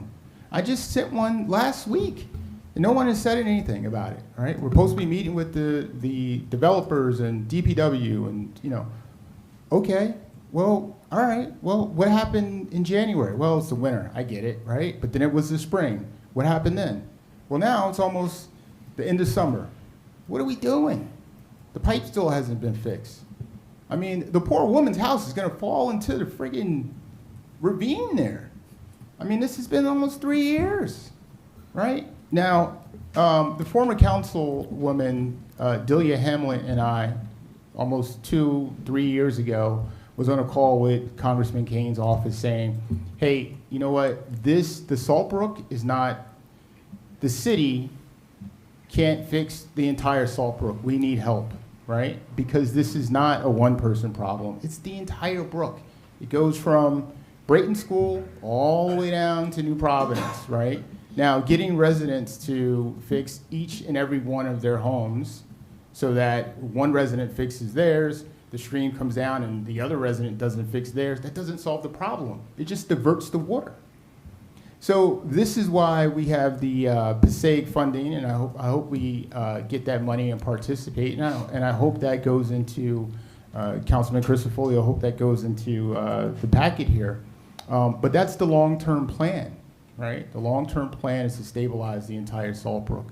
But right now, as a council, there's no reason why we're so delayed almost a year later after passing an ordinance funding to get the Saltbrook stabilized so that the county can fix the pipe. I just don't understand it. So thank you, Council President. Council President?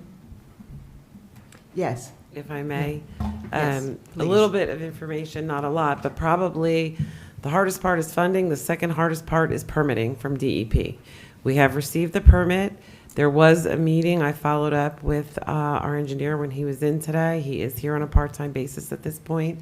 And they did have a meeting with DPW, with the consultant engineer and the city engineer. They're going to be out on site having the next scheduled meeting to determine the scope of the work. And that's supposed to happen in the next week or two. That's all the information I have, but it's some information. Council President, just a quick follow-up. Yes. So DEP, I met with just about all of them last year. We walked the Saltbrook together. They said, Councilman, we can give you an emergency permit. Emergency permit, right? We walked the Saltbrook together. So, I mean, again, I'm at a loss.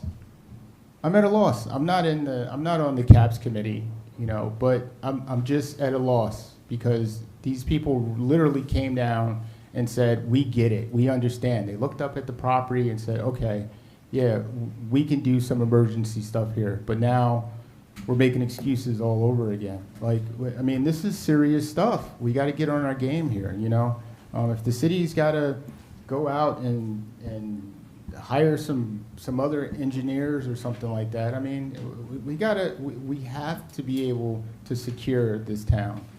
This is a security issue, right? This is a safety, this is a safety issue,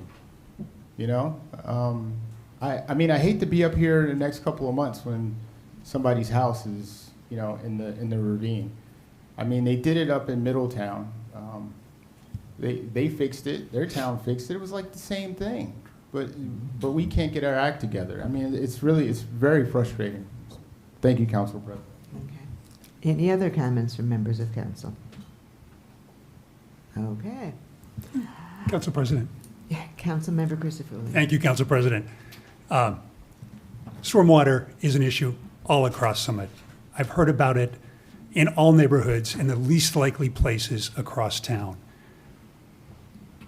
We've heard from our city administrator that the city is taking action to address this particular incident for one resident, which is very important to address. I acknowledge that. We've also requested that the city engineer create a list of recommended modifications to the development regulations that govern zoning for the entire city, so that any future developments not only don't contribute to stormwater, but they help the situation.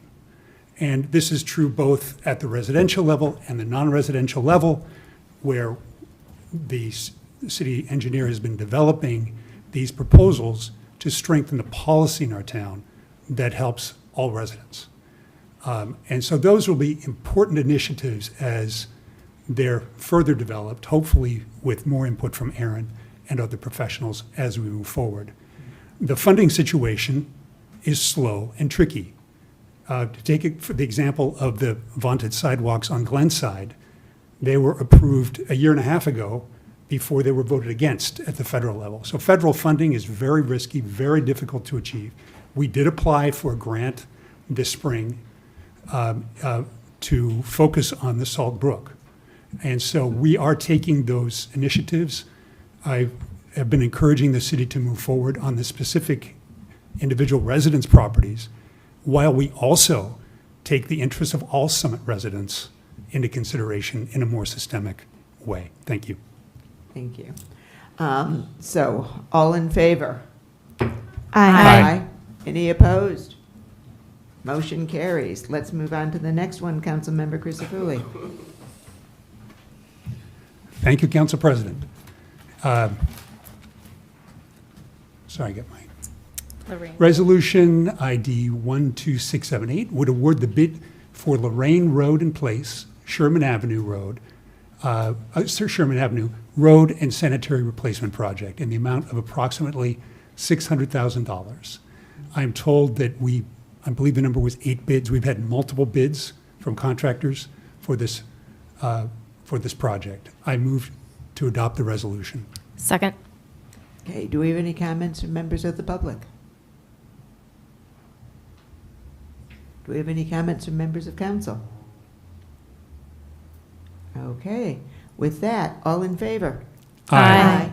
Any opposed? Motion carries. Councilmember Crisafulli. I request to bundle the next 2 resolutions.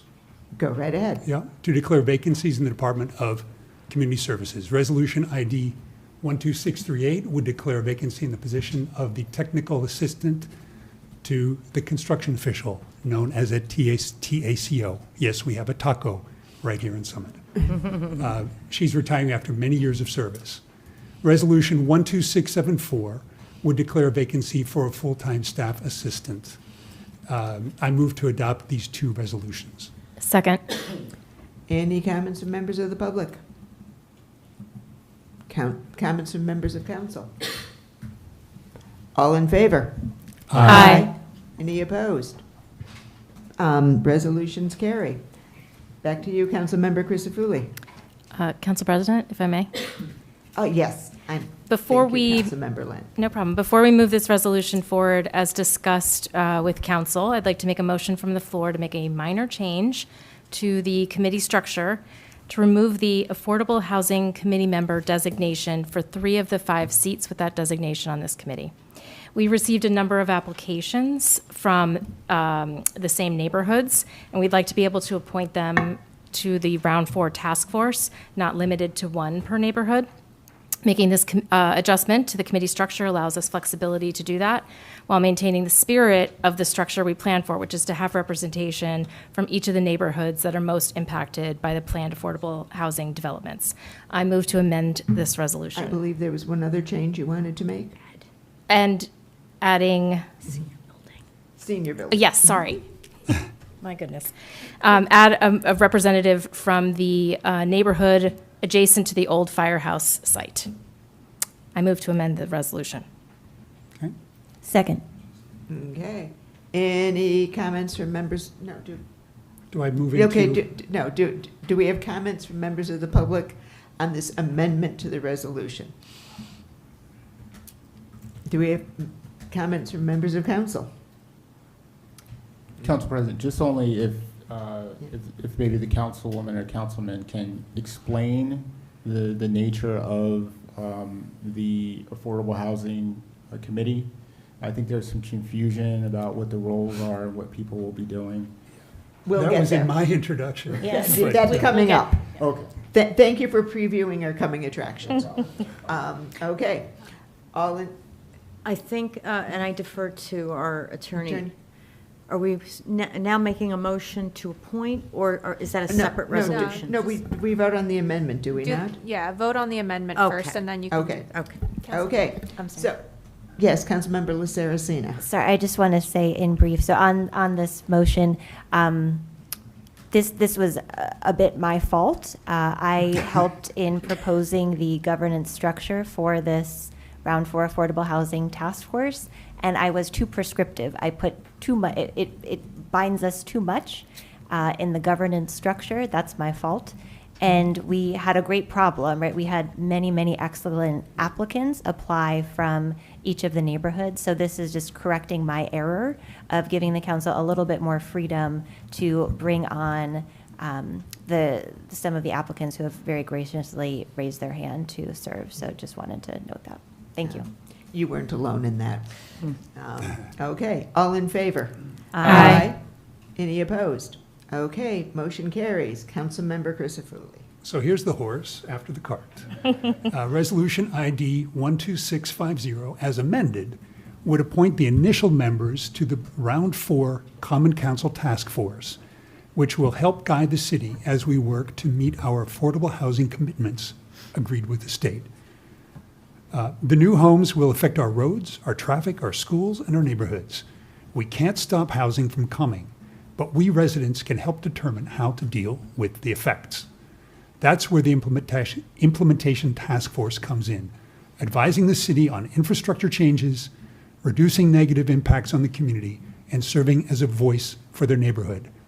The members to be appointed are Mr. Wally Gonzalez, Sidney Williams, Reverend Harrield, Carrie Phillips, Carly Mulvey, John Calabrese, and Kevin Ballack. These are excellent individuals, residents who have stood up to help their communities and the city. Okay. Do we have a second? Second. I Okay. move to adopt the Sorry. resolution. Yeah. Do we have any comments from members of the public? Yes, excuse me. I wasn't sure whether I was going to be a part of this committee or not, but whether I wasn't, it doesn't matter. I'm still going to be working. But I wanted to find out, in this committee, will it be meeting on a quarterly basis, as need basis, as a, the frequency of meetings, and also exactly what impact will we be able to have in this particular area going forward? Because I know this is a complicated, and ever-changing area. So you're reaching out, this committee, some committees are formed and they're in name only. They're in name only. They have great names, but they're in name only. So I just need to know a little more about the impact that it can have in making a difference in what we're doing going forward. That's the question. Any other comments from members of the public?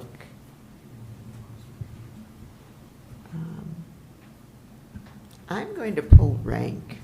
and address Reverend Harrield.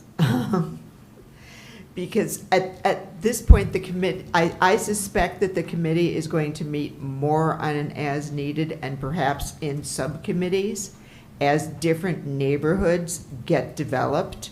You know, as I had said, both Harmon Holdings and 190 River Road are moving along fairly rapidly. So those are likely to be addressed first. 190 River Road is pretty much baked as to what it will look like. But other neighborhoods, there's plenty of opportunity to address what the structures, you know, how they will look facing the street.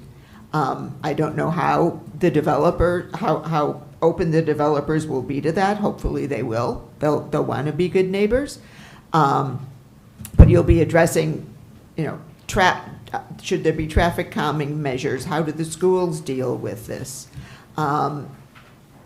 At this point, having been a little overly prescriptive when we designed the committee, we don't want to be overly prescriptive in saying how it is going to run.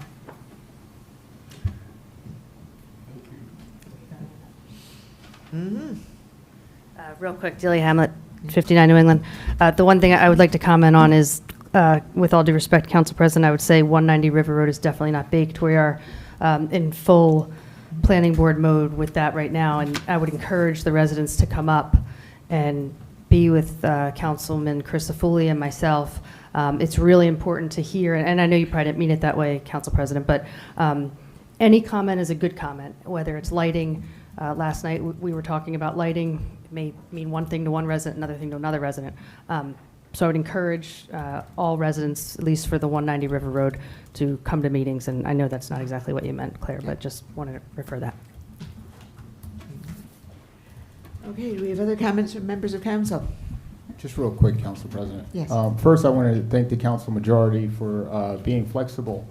It was actually a really good move to include some members in this affordable housing committee, and I really appreciate that. So I want to thank them, and to the residents, especially Reverend Dr. Harrield, you can hold us accountable, right? Because we're on the committee too, right? So if we're not doing our job, you're raising issues, and we're not bringing them to council, and we're not taking action, well, there you go. You hold us accountable, and everybody on that committee should probably have, you know, our direct phone numbers or emails or some kind of direct contact where you can get in touch with us, you know, and we can make change, because I think that's the point of the committee.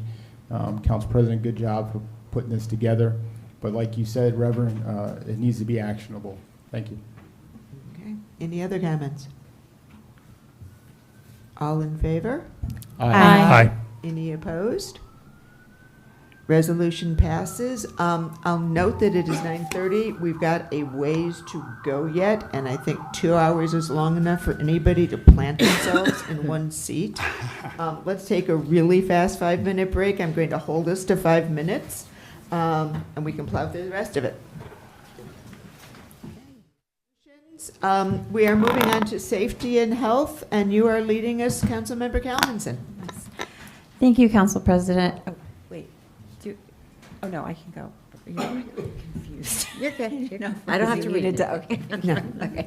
Thank you, Council President. This is Resolution ID 12649, and this resolution authorizes the purchase of a new fire truck, more specifically a 2026 Ferrara Inferno 1500 GPM custom pumper for $1,175,000.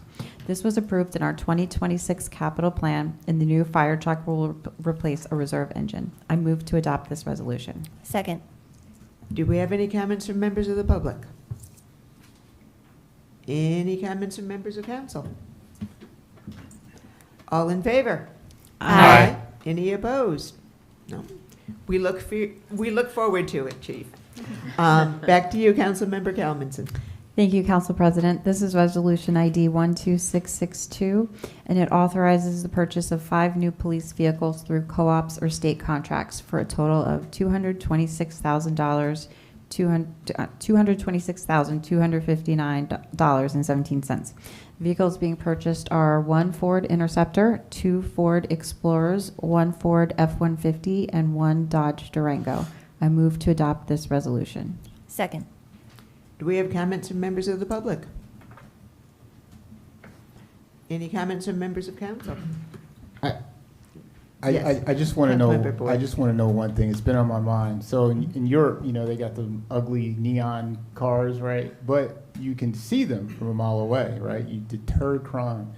I'm wondering when the police department will move away from the stealth back to like normal looking black and whites, you know. And Chief, you don't have to answer it. I'm just throwing it out there. You know, more visible patrol cars.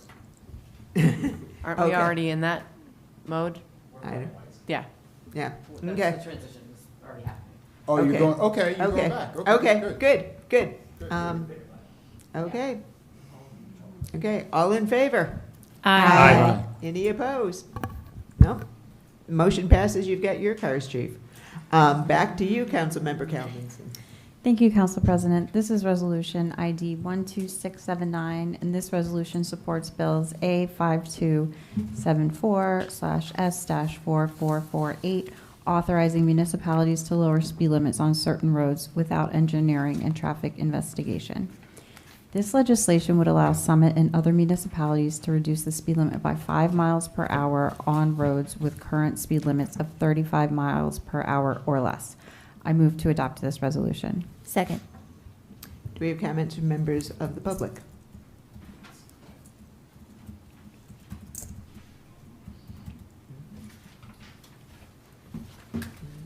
Vito A. Gallo, 10 Euclid Avenue, apartment 203, Summit. I need not summarize. I think you've summarized the bill quite well, Councilwoman. I had an opportunity to talk to Assemblyman Andrew Curdy, our District 21 Assemblyman on the bill, and to discuss it with him and with Peter Corso, his Chief of Staff. And I just want to enthusiastically urge you to seriously consider passing this resolution, calling on supporting this effort by the Assemblyman. This bill will, obviously it's an early stage. It was only introduced 15th of last month, but it will go to the Transportation Committee. I did ask the Assemblyman if there was anything else I could do to help support this bill, which is so important for Summit, and he invited me to do whatever I could do. He specifically to go to Trenton, and I'd love to go to Trenton to say that this community has supported the bill and bring that message. If you choose to pass it, I certainly want to acknowledge the efforts that this council has been making over the last 5 years that I've been observing what you're doing on pedestrian safety. I mean, you truly demonstrated, and you continue to demonstrate a commitment. Just the things that are on the agenda tonight in terms of traffic stop signs and like demonstrate the bipartisan level. If there's any issue in town that has earned the support of this entire governing body, everyone on the dais and your predecessors, it's pedestrian safety. So I really want to thank you for the kind of support you've had.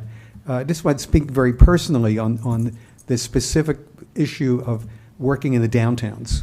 And I think of Summit Avenue, starting at Whitridge, going straight across the downtown, and just think of all the issues that are involved, whether it's multifamily housing, offices, public parking, street parking, shopping, train stations, Overlook Hospital visitors passing, fire vehicles going up, emergency vehicles going up and down the street. Now the barrier-free playground that you're going to be you were to dedicate today. All of those issues are on that one street. Every one a worthwhile, important element to the city, and yet pedestrians have to navigate that. And the notion of just modestly dropping the speed 5 miles an hour without going through the kind of procedural processes and regulatory reviews at the state level that you've been lamenting from the dais today, how difficult it is to get those levels of approval. This bill, if it passes, will give you as a governing body the opportunity to make that decision in consultation with your staff engineer and your traffic experts. You don't need to beg another agency to do this. This would be permissive. So I just want to urge you to adopt this. Thanks very much. Thank you. Good. Okay. Any other comments from members of the public? Do we have comments from members of council? Just a quick question. Yes. Would this eliminate or alleviate the issue with going to the county for all our county roads and asking?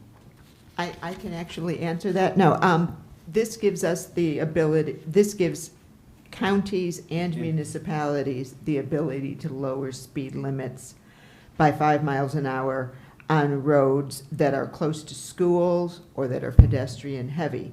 What this does do is when we ask the county to lower the speed limit on, say, Mountain Avenue, which is near Brayton School, the county doesn't have to go through the expensive traffic studies and all that. They can rely on their own engineers. So ideally, it will be easier for the county to say yes to us, as well as for us to make our own determinations on any street in Summit that's a straightaway is a racetrack. And You still have to ask the county for county. we have to ask the county for county roads, but hopefully it's an easier yes. Yeah. Thank you, Council President. I did call the county engineer. He's out of the country, but I spoke to the deputy engineer who was not familiar with the bill, but seemed very enthusiastic when I described it, and I sent it to her. And just to be clear, the county has been amazing to Summit. I just want to put that on record. They have been great. Whatever we asked them for in the last couple of years, the county, Union County, has been amazing. I support the county. They're a good county. But I'm thinking that once we alleviate the cost to do it, the county would be more receptive of saying, yeah, go ahead, Yeah. reduce it. Thank you, Council President, for that explanation. Any other comments from council? Okay, all in favor? Aye. Any opposed? Motion carries. You are still on, Councilmember Comments, as we move to community programs and parking services. Thank you, Council President. This is Resolution ID 12659, and this resolution authorizes approval to enter the shared services agreement for year 52 of the Community Development Block Grant. The County of Union has approved grants as part of this year's program. The purpose of this resolution is to continue this shared services agreement to make the funds available to the City of Summit. This is a continuation to the existing agreement. The programs that are made available through this program aim to provide services to individuals of low and moderate income. Each year, the city must pass this resolution for all City of Summit applications, including those filed by nonprofits in the community. The City of Summit programs are Share the Fun Club for $7,000, Senior Connection Bus for $5,000. The city also enters the agreement acknowledging the nonprofit applications from other Summit-based nonprofits. This year, Senior Housing, $60,000, and Grace, $9,000. I move to adopt this resolution. Second. Do we have any comments from members of the public? Sorry, Delia Hamlet, I didn't even mean to comment on this one, but I would say, having been deeply involved with SAGE and Council President, I know you, and I'm not sure who else is involved with SAGE up on the dais and in the community, but SAGE has turnover just like any other nonprofit, and I noticed that they're not included in this. I actually reached out to David Guida today just to, they have some turnover right now, and I said, let's find something to put on our calendar to make sure that we at least put a notice out to all our nonprofits so that they can be included, because a lot of the nonprofits do have turnover, and SAGE is probably one of the most significant organizations that we have in our community, and I just don't want to see them miss out. I'm hoping that they'll be on the page for this September to get in for next year, but maybe we can come up with a list for all the nonprofits that they have an opportunity if they forget or they have staff turnover. That's all. Thank you. Thank you. Any other comments from members of the public? Comments from members of council? Just only to say that this grant is so important. Councilwoman Lucaracino and I were at the Summit Housing Authority meeting the other day when they talked about the block grant, which is, they depend on that money. Sad to hear about Sage. If anybody knows, Sage does the Meals on Wheels. So they deliver meals to all types of folks, and that's a much needed organization here too. So I think we could really look at that as well. Thank you. Any other comments? All in favor? Aye. Aye. Any opposed? Motion carries. Councilmember Calmanson. Thank you, Council President. This is Resolution ID 12667, and this resolution authorizes the purchase of the East Summit Playground for a total of $370,946.46. I move to adopt this resolution. Second. Okay. Any comments from members of the public? Comments from members of council? All in favor? Aye. Any opposed? Motion carries. Councilmember Calmanson. Thank you, Council President. This is Resolution ID 12680, and this resolution authorizes the purchase of a PA system for Tatlock Field for the amount of $26,708. I move to adopt this resolution. Second. Do we have any comments from members of the public? Do we have any comments from members of council? All in favor? Aye. Aye. Any opposed? Okay. Councilmember Saracena. Thank you, Council President. Resolution ID 12675 is to confirm Mayor Fagan's appointment to the Rent Commission. The Rent Commission is an advisory body here in town. They can make recommendations for landlord-tenant disputes. They can educate landlords and residents about their rights and responsibilities, make recommendations about ways to implement new laws adopted at the county, state, or federal level, et cetera. It's a great body. We thank the volunteers who serve there. We have a wonderful gentleman in town, Joseph McNamara, who has raised his hand to serve. Also want to acknowledge Councilman Boyer, who has been very forward-thinking and creative about new ways to engage the Rent Commission across the city, and who has also had Mr. McNamara on his short list, and we're very glad to have found the right opportunity for him. So I move that we adopt this resolution appointing Joseph McNamara to the Rent Commission. Second. Okay. Any comments from members of the public? Comments from members of council? Council President. Yes, Councilmember Boyer. I'm sorry, but all this stuff is important to me, so I keep talking.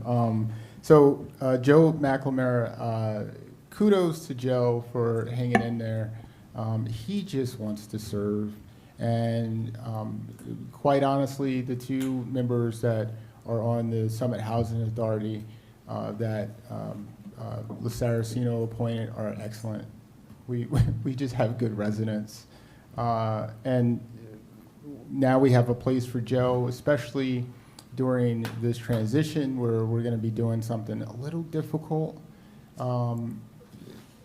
turning the Rent Commission to become not just a advisory board, but a decision-making board to have oversight of the Housing Authority grievances is a big deal. And it's something that the Housing Authority supports, because as we know, they're going through some issues with rent calculations and security deposit stuff, and they don't want to see that happen again. And this is something that also is heavily supported by HUD, because the Rent Commission is a third party. They're not a part of the Summit Housing Authority, not a part of the Maple, the Madison Housing Authority. There's no connection there. And it's a group of our residents making these decisions. But I'm going to work with the councilwoman, because we have some things to figure out, especially with education on these very difficult HUD rules and understandings. But I think the people that are on this committee are very smart, and with the addition of Joe and his financial background, we're going to be able to make it happen, hopefully by the end of summer. But thank you, Council President. Okay. Any other comments from members of council? Looks like the mayor would like to say something. It is my appointment, so I do feel obligated. No, I just want to say that Joe is I've known Joe for probably 20 years, and he's super level-headed. He's very intelligent, and I think he's a great addition. So I'm grateful for the support of the appointment. Thank you. All in favor? Aye. Any opposed? Motion carries. Okay, then, is there a motion to approve the consent agenda? So moved. Second. Do we have any public comments on the consent agenda? Ooh, it looks like we may. No, okay. Any comments from members of council on the consent agenda? Yes?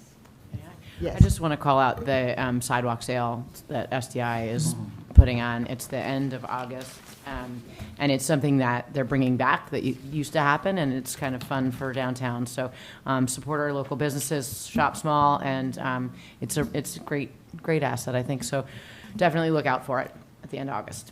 Okay. Anything else? All in favor? Aye. Any opposed? Okay. Well, thank you to our city staff. You are free to head home to your families. And we'll move on to the public comment period. I'll do my little spiel. As we begin public comment, we ask that the residents of Summit step forward to speak first. We value input from everyone, and any member of the public is welcome to speak. We simply ask for your courtesy in allowing our local neighbors to lead the public discussion. Delia Hamlet, 59 New England. I promise I'm leaving after this. I just want to say congratulations to Reverend Harrield. You're a true patriot, and it's an honor to know you. And you're a good friend, and you're a good community leader, and we're just lucky to have you. So thank you for everything, and congratulations to Grace as well. Just one thing that I wanted to mention tonight is, as Claire, you mentioned in your council president's statement that, I'm not going to paraphrase exactly what you said, but you said we're figuring out what to do with the firehouse. And I would urge the firm of Giacobbe and Marina Brown to make sure that, number one, the document for the public is posted.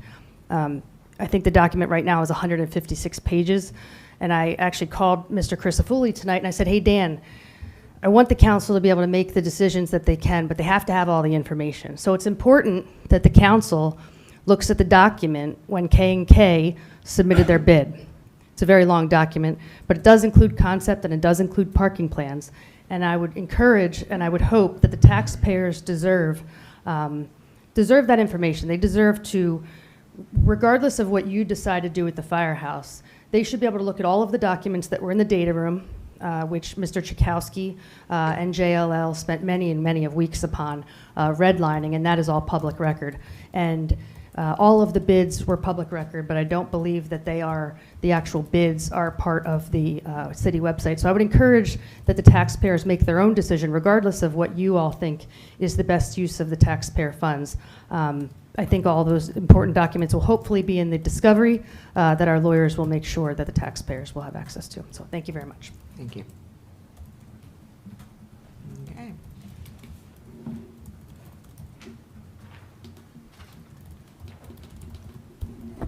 Oh, good evening, Mayor Fagan, Council President Toth, members of council and staff. I'm Jim Bennett, B-E-N-N-E-T-T, 38 Fairview Avenue. First, I want to thank Rosemary for her tribute to Joanne Rajoppi. I have a personal reason for saying that. Joanne Rajoppi was my wife's cousin. My primary concern tonight is what happens with the old fire headquarters. And before I get to the prepared remarks, I'd like to make a suggestion. And this was motivated by a document I received from Delia Hamlet. Delia gave me a copy of the complaint that was filed by K&K.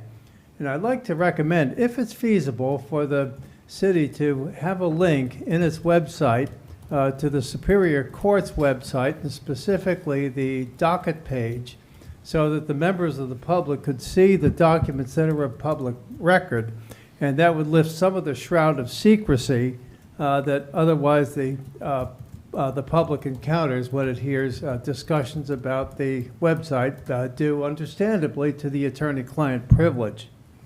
Now, once this litigation is over, the old fire headquarters is resolved, I call on council to stay with the original plan. Sell the property, get it on the tax rolls, and use the proceeds to reduce the municipal debt.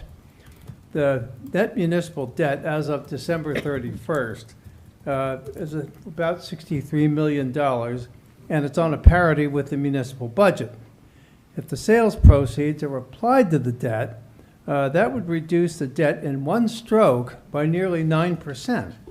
And we know that Summit has a AAA bond rating, which is good, but I repeat my caveat that the ability to borrow, even at a good rate, does not compel Summit to carry more debt than it absolutely has to. The less debt, the better. Another benefit to selling the property at market value would be putting the property on the tax rolls. Future pressure on budgets will only grow. Now, this invitation I'm about to extend is not mine to extend, but I hope council will take me up on it. I'd like to invite City Administrator Tammy Baldwin to give her views on the impact of using the proceeds to amortize the debt. And I'm interested in hearing the effect on debt service and putting the property in the revenue stream. Thank you. Okay, thank you.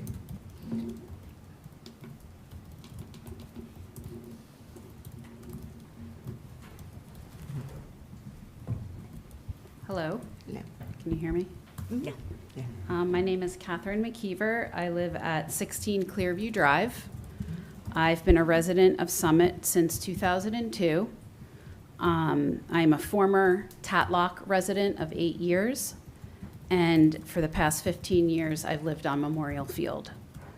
I also wanted to note that I am a prolific Summit volunteer, formerly of Summit Junior Baseball Softball, now called SSBL, for 15 years Summit Youth Football, for 15 years Summit High School Football, YMCA Soccer, Summit Sharks, Brayton Elementary School, Summit Lacrosse Club, and many of the high school athletic programs.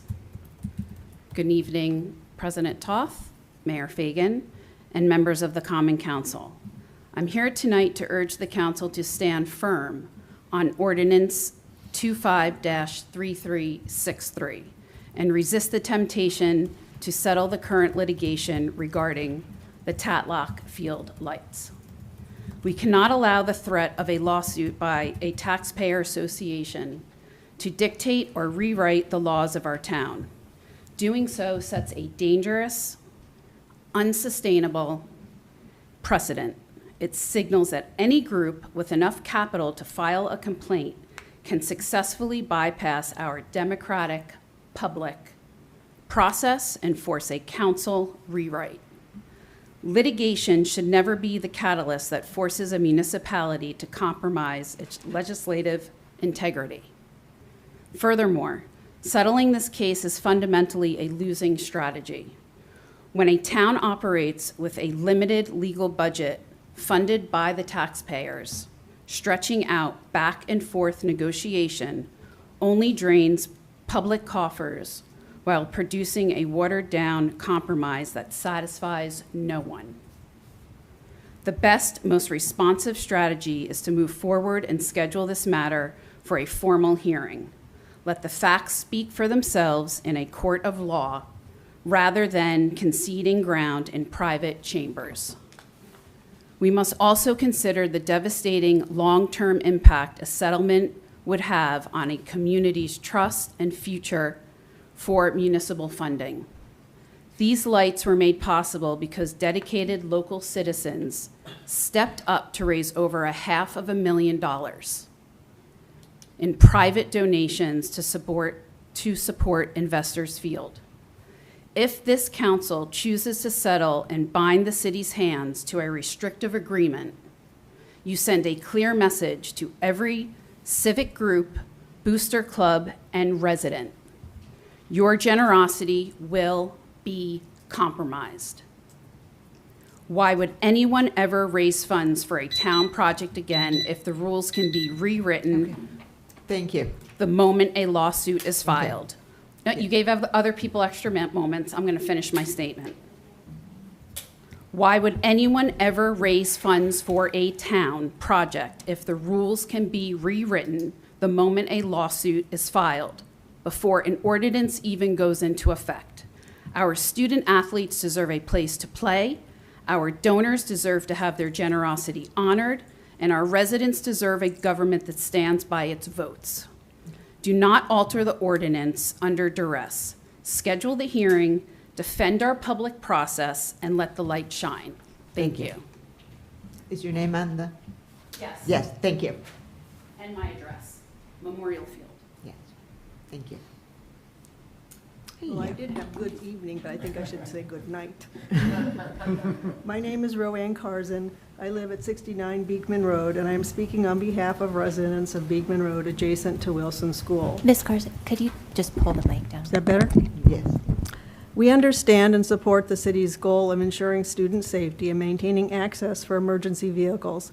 However, the parking restrictions implemented pursuant to the ordinance passed on March 17 have created significant challenges for residents. The current signs prohibit parking, standing, and stopping on both sides of Beekman Road between Oakley Avenue and Oak Forest Lane from 7 to 4 p.m. on school days. These restrictions make it difficult for residents to accommodate landscapers, household repair services, child care providers, healthcare workers, and other visitors who need temporary street parking while allowing residents to come and go freely during the day. Due to the lack of predictability and number of service calls needed, arranging for parking exemptions is not a viable option for residents. We believe a more targeted approach would accomplish the city's safety objectives while minimizing the impact on residents. According to the Wilson School Primary School Handbook for last year, instructional hours are from 8:30 a.m. to 3:15 p.m. Student drop-off occurs between 8:05 and 8:25, and dismissal begins at 3:15. Therefore, we respectfully request that the council consider limiting the parking restrictions to the periods when congestion actually occurs, from 8 to 8:30 and from 3 to 3:30 p.m. on school days. When there is a midday arrival and dismissal period, school staff have indicated that it involves approximately 15 students, and prior to the installation of the signs, residents did not experience congestion or safety concerns during those times. We respectfully ask the council to revisit the current restrictions and adopt a schedule that addresses school traffic while also organizing the legitimate parking needs of the residents who live on Beekman Road. I have collected signatures from neighbors supporting this request for parking restrictions of no standing, stopping, or parking between 8 to 8:30 and from 3 to 3:30 p.m. 22 signatures that will be attached. And signatures of neighbors who support consideration of limiting signs to one side of the street are 20 people signed that. And we realize that observation of the traffic flow is probably needed or recommended to determine whether signs on one side would be sufficient.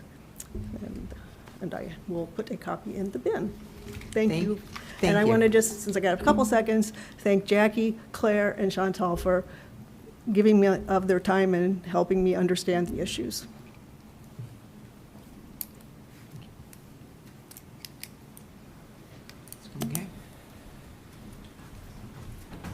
Good evening, everyone. I'm Dennis McKeever. I live at 16 Clearview Drive, and I am married to Catherine, who just spoke. I have prepared remarks, but per usual, I'll probably go off script just a moment. My understanding, or at least the understanding of the folks I speak with, is that there is a settlement being contemplated. I was at the planning board meeting actually last night. Delia was presiding, or at least there was presiding over the 190 River Road application. I was listening to that tentatively because on that agenda in executive session, a discussion about the settlement agreement was going to be had. I note this evening a discussion in executive session was had. I'm a municipal attorney. I'm very familiar with the process, so I'm not going to ask any questions about that. What I will say is that the understanding is, at least maybe the mistaken understanding of the community, is that the council is considering adopting a watered-down version of the ordinance that would bind future councils by 4 years. That is essentially what is understood by the people I speak with. As a municipal attorney, I find such a precedent to be shocking, candidly. To bind future councils to some ordinance for a period of time, or to rule from the grave, so to speak, so that new and elected officials can't now adopt new ordinances, I think is a grave, grave mistake. Furthermore, having read the complaint, the amended complaint, the Judge Walsh's decision on the motion to dismiss, and considering the fact that a good chunk of this case is already dismissed, I question why we would in any way settle at this moment when the momentum, at least from a litigation perspective, is in the hands of the town. I think of that only as a litigator and somebody who litigates cases like this quite often, and I would wonder why you would even consider a settlement at this moment. But most importantly, most personal to me is I participated in the listening sessions. I attended the meetings that had experts weigh in on this. I listened to people who did not agree with having lights on that field, and I listened attentively. I did that because I think there are good reasons and good things that need to be done as a result of having lights on that field and the impact to the surrounding communities. If you settle that, all of that work, all of those meetings I attended were really a waste of my time. It was a waste of my time because I thought I was watching the democratic process take place. An ordinance was adopted, I didn't agree with it, but I know the other side didn't agree with it either. And now to change that, to throw away my time, is an insult to me as a taxpayer. If you settle this case, the message out is going to be, get a lawyer, file a lawsuit. In this town, there's plenty of people who can hire a lawyer and file a lawsuit and change an ordinance. There's also people who donated $700,000 to put the lights in who could also hire a lawyer, who could also file a lawsuit. I submit to you that doing this or having a settlement, given the litigation landscape, I typed up my remarks. Okay. Good. Thank you so much. I'm late, so. Do we have other comments from members of the public? Comments from members of council? Councilmember Landman. Thank you, Council President. I'm editing as I start my reading. First, I wanted to share with the public some important work being done by the Finance Committee. One thing that was new to me as a council member, which I didn't know as a resident, is that the city manages a number of trust funds valued at millions of dollars that are outside of the operating and capital budgets. There's the Affordable Housing Trust Fund, which I did know about as a resident, but there's also trust funds for community programs. I wish the McKeevers would come back if they can hear me. I have something to say about TALAC. And a fund for managing the national opioid settlement. New Jersey is distributing over $1 billion for local addiction treatment, harm reduction, and prevention programs. Earlier this year, Council approved using a portion of these funds to hire an outreach worker and case manager through Bridgeway to support Summit's unhoused who may need treatment and recovery programs. Now, the Finance Committee is going deeper and are going to partner with the Safety Committee, the rest of council, and the mayor to take a close look at how we can put these funds to their highest and best use. Summit's opioid settlement fund currently has approximately $900,000 in it. We have a responsibility to be transparent about when, how, and why those dollars are being used. And I'm excited to take this on and look forward to sharing more with the community soon. Second, I'd like to give an update on Tatlock lights. Unfortunately, litigation has not yet been resolved, and now we are waiting on the court to schedule a conference between the parties. We understand that many in our community, including those who spoke tonight, are following this closely, and we will keep you posted. In the meantime, the lights are up, the camera contract was awarded, and they are being ordered. Should be up by Labor Day as planned, and the sound system upgrades were approved by council this evening. We continue to be on track to light the field for night practices in September as planned. We look forward to seeing our residents, our students, our athletes in particular, benefit safely and courteously from this project in the months ahead. We commit to keeping the public posted on any developments that occur, including during the August recess. And then finally, I'd like to take a moment to follow up on Council President's remarks about affordable housing. And I want to restate something we've said multiple times at the top. Summit has an affordable housing obligation, and Council is committed to meeting it in good faith. But meeting this obligation does not mean that we stop asking whether every part of the current plan is the best way to get there. We should be asking how we can meet the obligation in a smarter way. As with the AI data center ordinance, we have a mindset of continuous improvement, and we should continue that on this council. Council President's comments are welcome news and probably not a surprise if you've been listening to residents speak out at council since the plan was finalized last year, and frankly, even comments from many people who sit on this dais. This council's goal is to make better decisions with the resources we have, including the old firehouse property. I agree with the Council President. We have a responsibility to do this, an obligation to those who elected us and to those who have come to this council to voice opposition to parts of the plan like Shunpike and Wilson Park.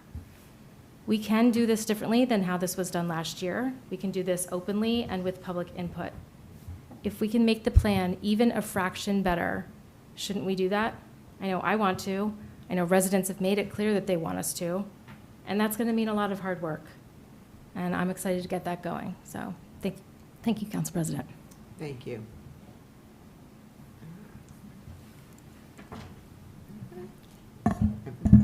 Councilmember Boyer. Council President, earlier today, I sent an email to you, Council President, and to our city solicitor, Jacqueline. I CC'd you, I better have, and and the mayor. This is a time-sensitive thing. The New Jersey Board of Public Utilities has retained a hearing. Its order to show cause proceeding against JCP&L, New Jersey Central Power and Light, concerning the company's failure to meet the board's minimum reliability level standards for the calendar years of 2022, 2023, and 2024. There is a docket out there. It's I think it's O, but it could be 0. EO 025704553.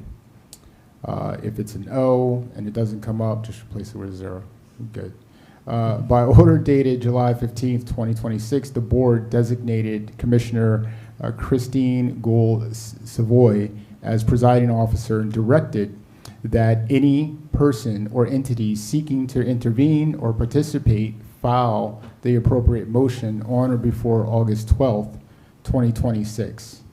And that is the key there, August 12th, 2026. The order further states that on April 13th, 2026, the board staff concluded a penalty was warranted and indicated its intention to recommend a penalty against JCP&L in the amount of $44 million,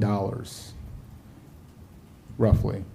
By letter dated April 16th, 2026, JCP&L stated that it disagreed with the magnitude of the recommended penalty, but would work toward a balanced resolution that preserves the company's ability to make long-term investments necessary to support the reliability and the grid resilience. My concern is that a settlement built around investment commitments can end up recovered through rates, which would mean Summit customers fund the remedy. So that means that they pay a penalty of $44 million. That $44 million is then now passed on to the residents. I don't want to see that happen. If that is the direction this takes, I would rather Summit be on the record asking for direct consumer relief and enforceable reliability standards than be absent from it. So I have 4 questions for our city solicitor. You could probably answer all of them in a nutshell. The biggest one is, if we wanted to be a part of this, because it's not litigation, it's just really being on the record saying that we want to be a part of the settlement and not have the settlement go on and be passed to our residents. Do we need a resolution to do that, or is that something that you as the city solicitor can do on your own with the consent of council? I know this is a tough one, I'm kind of throwing this at you, but I just found out about all of this, and there's a there's a date coming up soon, so. If the if the majority of council want to participate one way or the other, then I would rather have something on the record directing our office to take action or not. But I don't, if it's, a deadline is coming up and we can't do a resolution tonight, we could ratify action at a future date if we need a resolution. Okay, great. So that means that we would have time as council to kind of digest this a little bit, since I just emailed it today, and my apologies, but it just popped up. You emailed it at 4 p.m. Yeah, I know, right? It just kind of popped up, and I was like, oh, we can't miss this. So I would recommend that all the council members please read it, and so that we could get on this docket as a community that's looking for a remedy as well. Just don't want these costs passed on to our residents, especially after the weekend that we had a couple of weeks ago, right?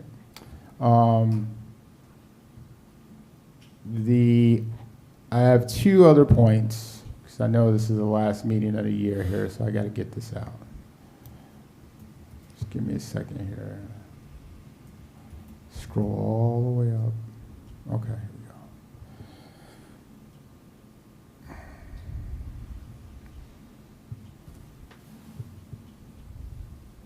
Sorry, y'all, 1 second. Okay.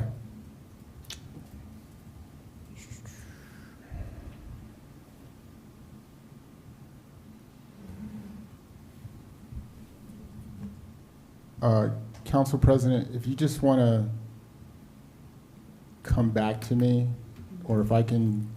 Okay. Well, I know what I can do briefly. Oh, I'm good. You're good? I got it. You're Sorry. good. Okay. Okay. So earlier this year, the council approved a 3% raise for city employees, and that was the right thing to do. But there's a group of workers who serve the city every day, who make our streets safer, who show up in the cold and in the rain and in the heat, and sometimes even get hit by vehicles, who did not get the same raise. It's our crossing guards. So 29 of them. I could be wrong, city administrator, but I think there's 29. So 2 hours a day, 8 months a year, no sick days, no vacation days, no health benefits. They currently make $25 an hour. So let me put this in context. A 3% raise would move them to $25.75. That would even be unacceptable as well. But that's what we would give them just to keep them up with everyone else who got a raise this year. But I want us to do more than that, because Summit is a town that is consistently talking about affordability and consistently telling its residents that it cares about the working people who keep this city running. That has to mean something. So I looked at what the neighboring towns are paying their crossing guards. Chatham Township is at $27.50. Long Hill is at $27. Union is at $27. And Summit is behind them, specifically Union. We're in Union County. And so I'm asking the council to match Union County at $27.22. That's a $2.22 raise per crossing guard. The total cost of the city is roughly $25,000. So let me say that again, with a city with a $63 million budget, it's a nominal cost. You know, we spend more than that on things every 2 weeks. I mean, the City of Summit's spending roll is 5 or 6 pages. We can all check it out. It's public record. So I am asking my colleagues on this council to bring this forward. Match Union at $27. Do it before the school year starts, and send the message that this city sees people who show up for us and pays them fairly for a week. The last thing that I will say is I got a email a couple of weeks ago that the city will no longer be buying hotel rooms for the council for the League of Municipality. And that was extremely upsetting to me. So the League of Municipality is a chance for elected officials to go down and to meet people, to go to their conference halls, to find different things that they want to buy and invest in the city, to take classes. Last year, I met the local 54 that they do all affordable housing projects. We invited them to come to the Summit Housing Authority. They gave a presentation. I met other people who provide some relief for electric bills and energy savings costs. This is a time where elected officials can do what we do best, which is make connections. Now, some folks go down there and act a fool, right? But, you know, that's not us up here, at least from what I see.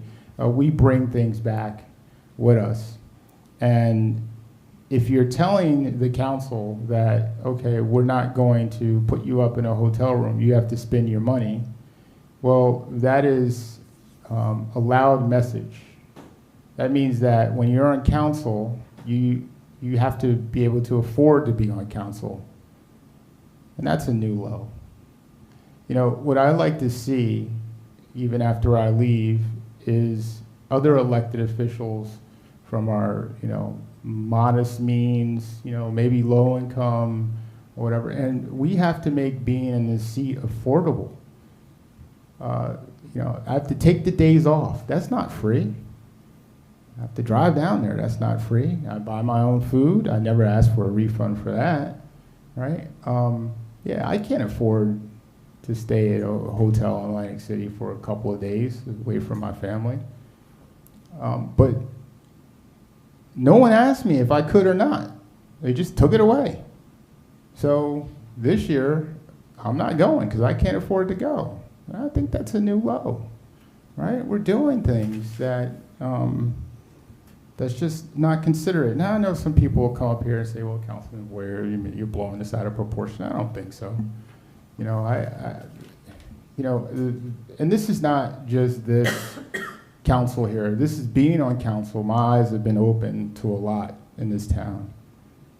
And to me, sometimes it's a tale of two cities, right? And this position should be open to anyone in town, regardless of your economic status. And the appropriate thing to do would be to say, Councilman Boyer, we're taking this out of the budget. Are you okay? Do you still want it to go? Because, you know, if you can't afford it, well, maybe we'll think about putting it back in or something like that. I mean, we're talking about a hotel room, right? So that was really disappointing, right? So, you know, I won't be going this year, but maybe that doesn't matter anyway. But the most important thing is if we can at least give our crossing guards some extra money, that would be great. So thank you, Council President. Thank you.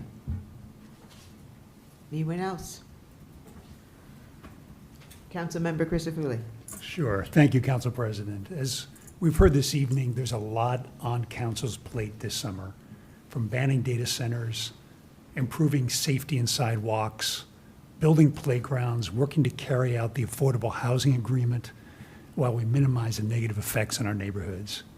But on a very different track, and this plays into Jamel's comment, we're now moving forward to make Summit a certified film-ready town. On July 7th, we approved the film-ready ordinance, an opportunity I learned about at last year's event in Atlantic City, where I attended a bunch of different events, and this is one that caught my eye. We followed up on it. You supported me, Jamel. We got the city staff behind us, and the ordinance was approved, and now Rosie's taking the final steps to get us certified. So I think that's a fun thing. I would say to residents to stay tuned. you'll be able to include your own home as a filming location. Once we get the certification, there'll be a website up and there will be a link available to do that.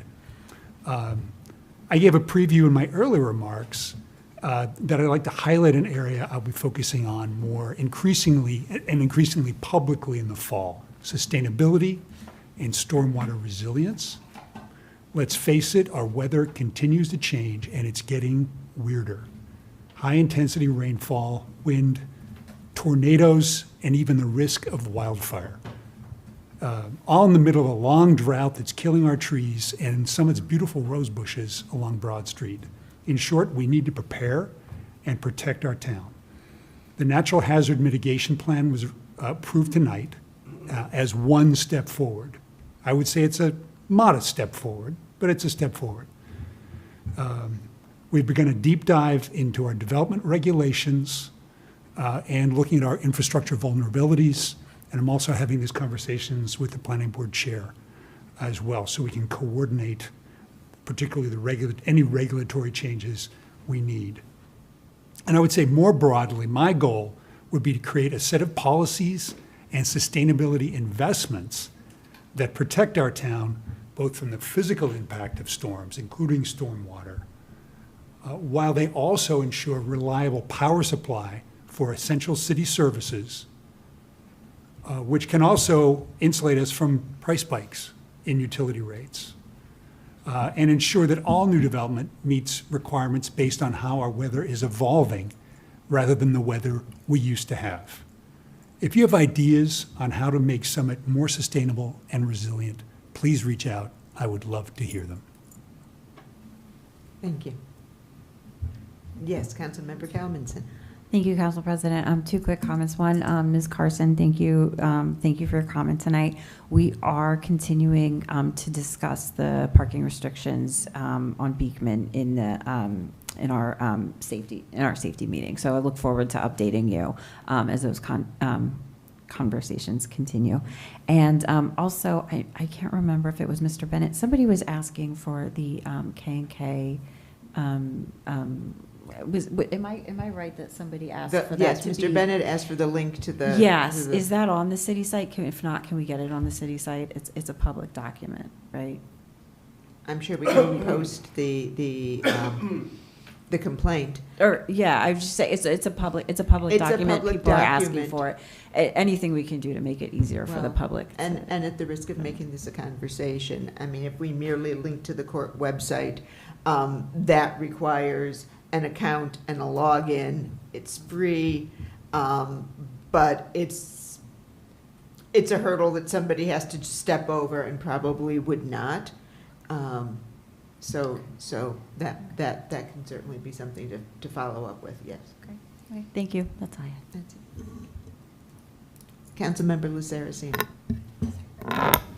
Thank you, Council President. I first want to acknowledge our wonderful city clerk and our deputy city clerk, Shanae Green. Our council packet for the meeting tonight was over 800 pages, and it's easy to take it for granted that there's so much work that goes into producing a well-organized packet that we can navigate through, in addition to preparing all of the materials and making sure that all of us up here have the right information. I mean, they are the quiet heroes of Summit. And so I just wanted to take a moment to extend our gratitude. On the Tatlock lights and Tatlock litigation, want to add briefly to what Councilwoman Landman said.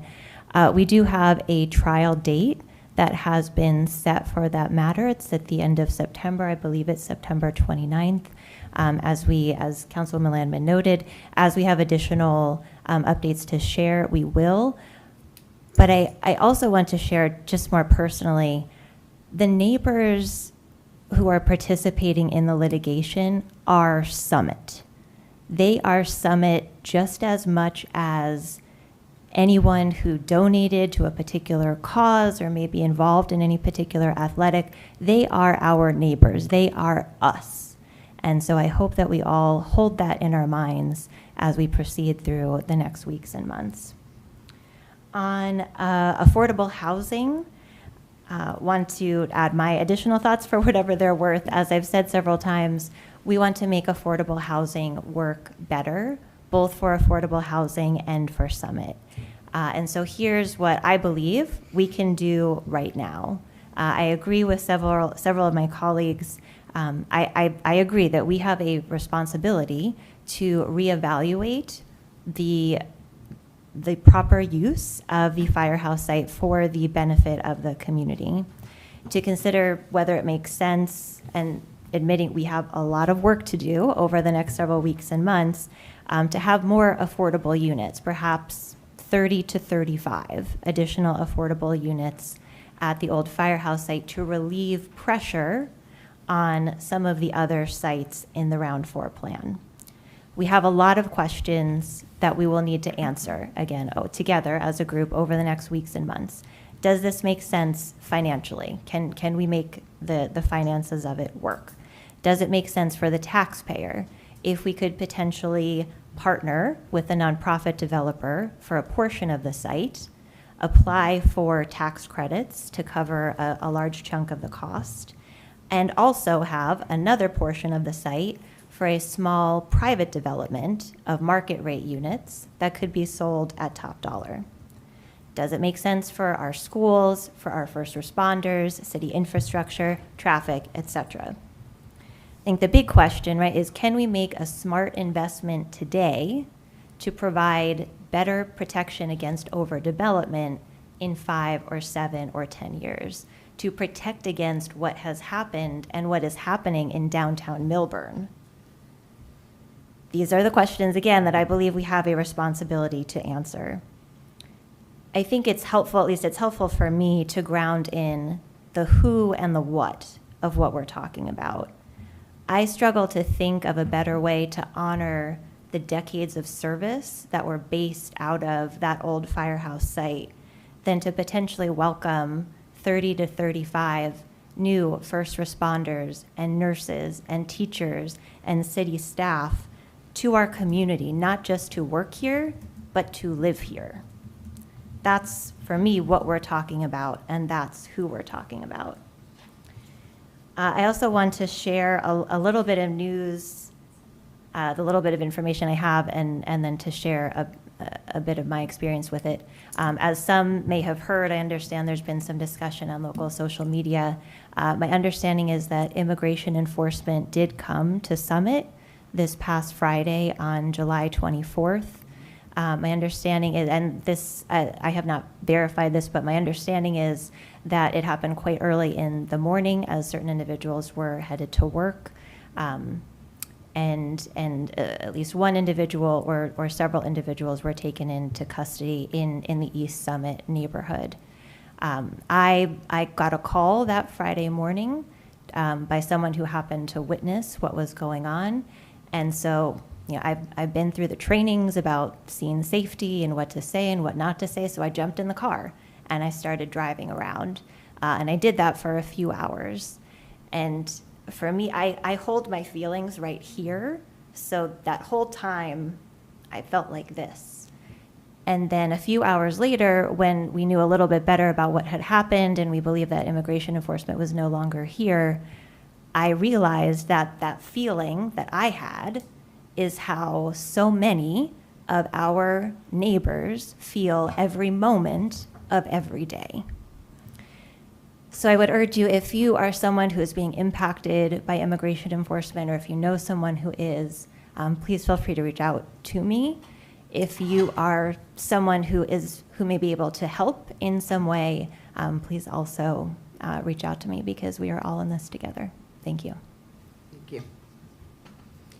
Mayor. Thank you. Two things. One, I'm going to put our city administrator on, sorry, I'm going to put you on the spot a little bit, because I want to follow up on what Mr. Bennett asked about and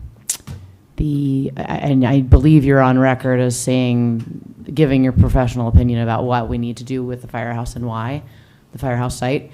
So I just would like to ask you, if you don't mind, to go on record again to repeat what your professional opinion about this particular property is for the good of the city in the long term.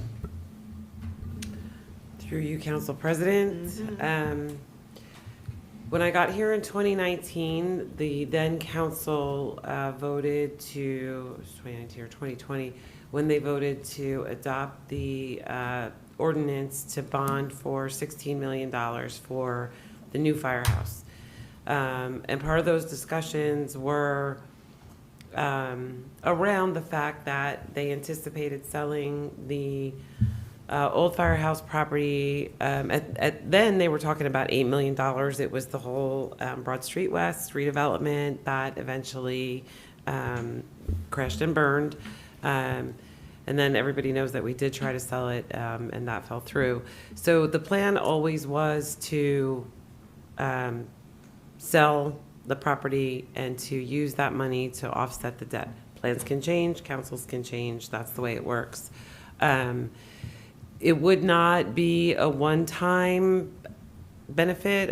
If we had netted $5 million, let's say, in the K&K sale, if that went through, that would have been put into a reserve, and it would have been appropriated by a formula as to what the debt service payments are and how much is for the firehouse. So it might have lasted, I think I did one projection, it might have lasted to pay off that portion of debt for about 10 years. And you're talking about, somewhere between $300,000 and $500,000 a year that would offset. So that's the reality of how it could have gone, or could still, or might have.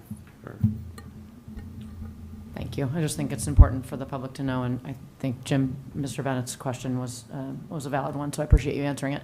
And then secondly, I just want to make sure that the public understands that building affordable housing in Summit doesn't mean that our teachers and our fire department, firefighters and our policemen will have first dibs. It doesn't mean that at all.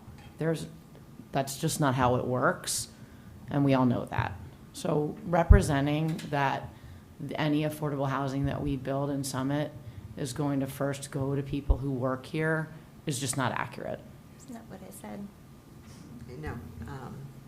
When we all know how affirmative marketing works, Mayor, you're correct. Someone who lives in Summit may work in Chatham, and someone who lives in Chatham may work in Berkeley Heights, and someone who lives in Berkeley Heights may work in Summit. Our neighbors don't stop at our borders.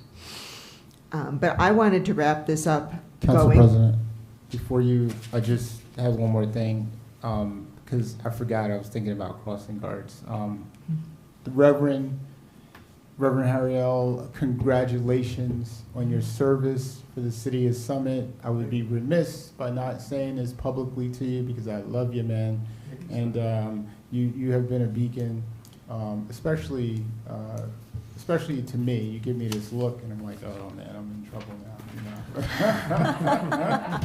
But I appreciate you. You've been so valuable to the city of Summit. And I also want to thank Amanda Parrish Block, my classmate. I call her for everything, and she comes through. She does come through. So I appreciate her and Grace as well. And last but not least, I was just hearing the councilwoman talk and driving around with the ICE stuff, and I know people want to get involved, but just as a former law enforcement person who works street crimes and everything else, I just want people to be safe. I just don't want any residents to get involved in any police actions. Just do it the right way. If you want to get involved, get a person an attorney and help them out that way. But just don't interfere. I don't want to see anybody get hurt, right? It's that's serious stuff out there, right? It's not a game, So just do it the right way, right? Support these people if you need to, financially with lawyers and whatever, but don't roll up on the cops, at least here in Summit, right? All right, thank you, Council President. Okay. Yes. Council President, is public comments closed? The next meeting. You have an envelope there. Yeah. We will not dissuade you from presenting an envelope that's not a public comment. How's that? I can say something? Yes, you always may. I'm sorry. That's okay. I was going to say, see, one of my strongest memories of you, or it was your 100th anniversary service at Wallace Chapel.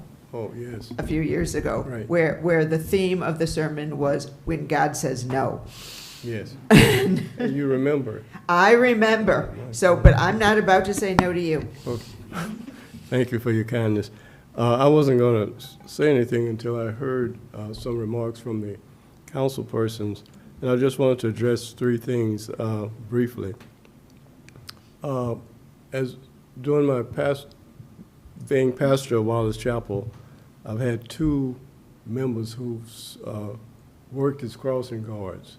They are both deceased now. They were seniors, and the dedication that they put into it during all times of the year, weather, whatever. So I just want to appeal to the council to increase their salaries. I think somewhere you can find the money. I believe you can. You know, they work very hard, and just think what the city would be, our schools would be without them. They serve it's like the sanitation workers. Think about what our homes would be without them. So I'm asking you to do that. I'm glad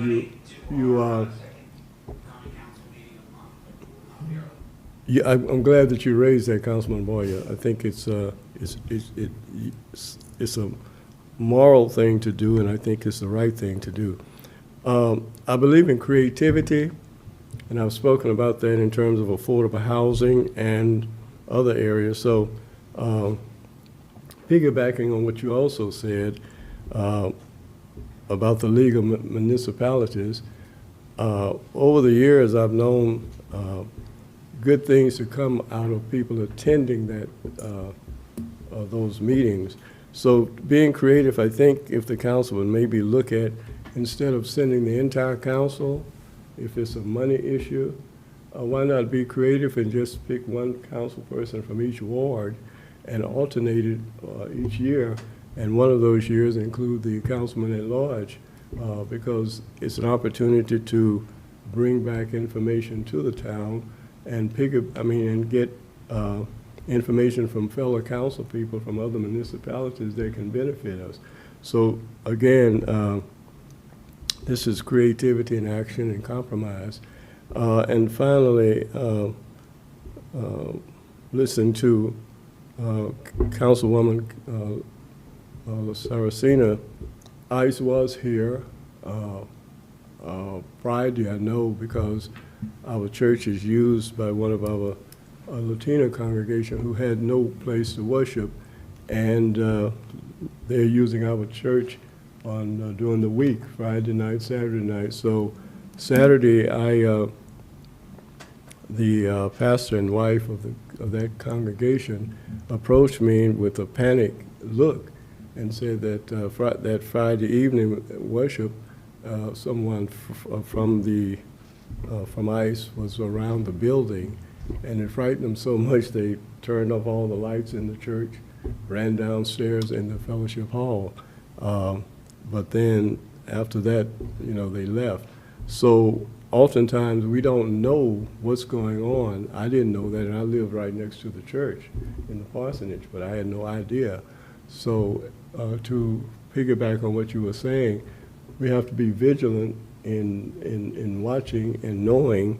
And I don't know, I didn't mention that to Chief Peters because I wasn't sure, but hearing what you said, it confirms that they were here, and sometimes they show up without maybe you even knowing about it.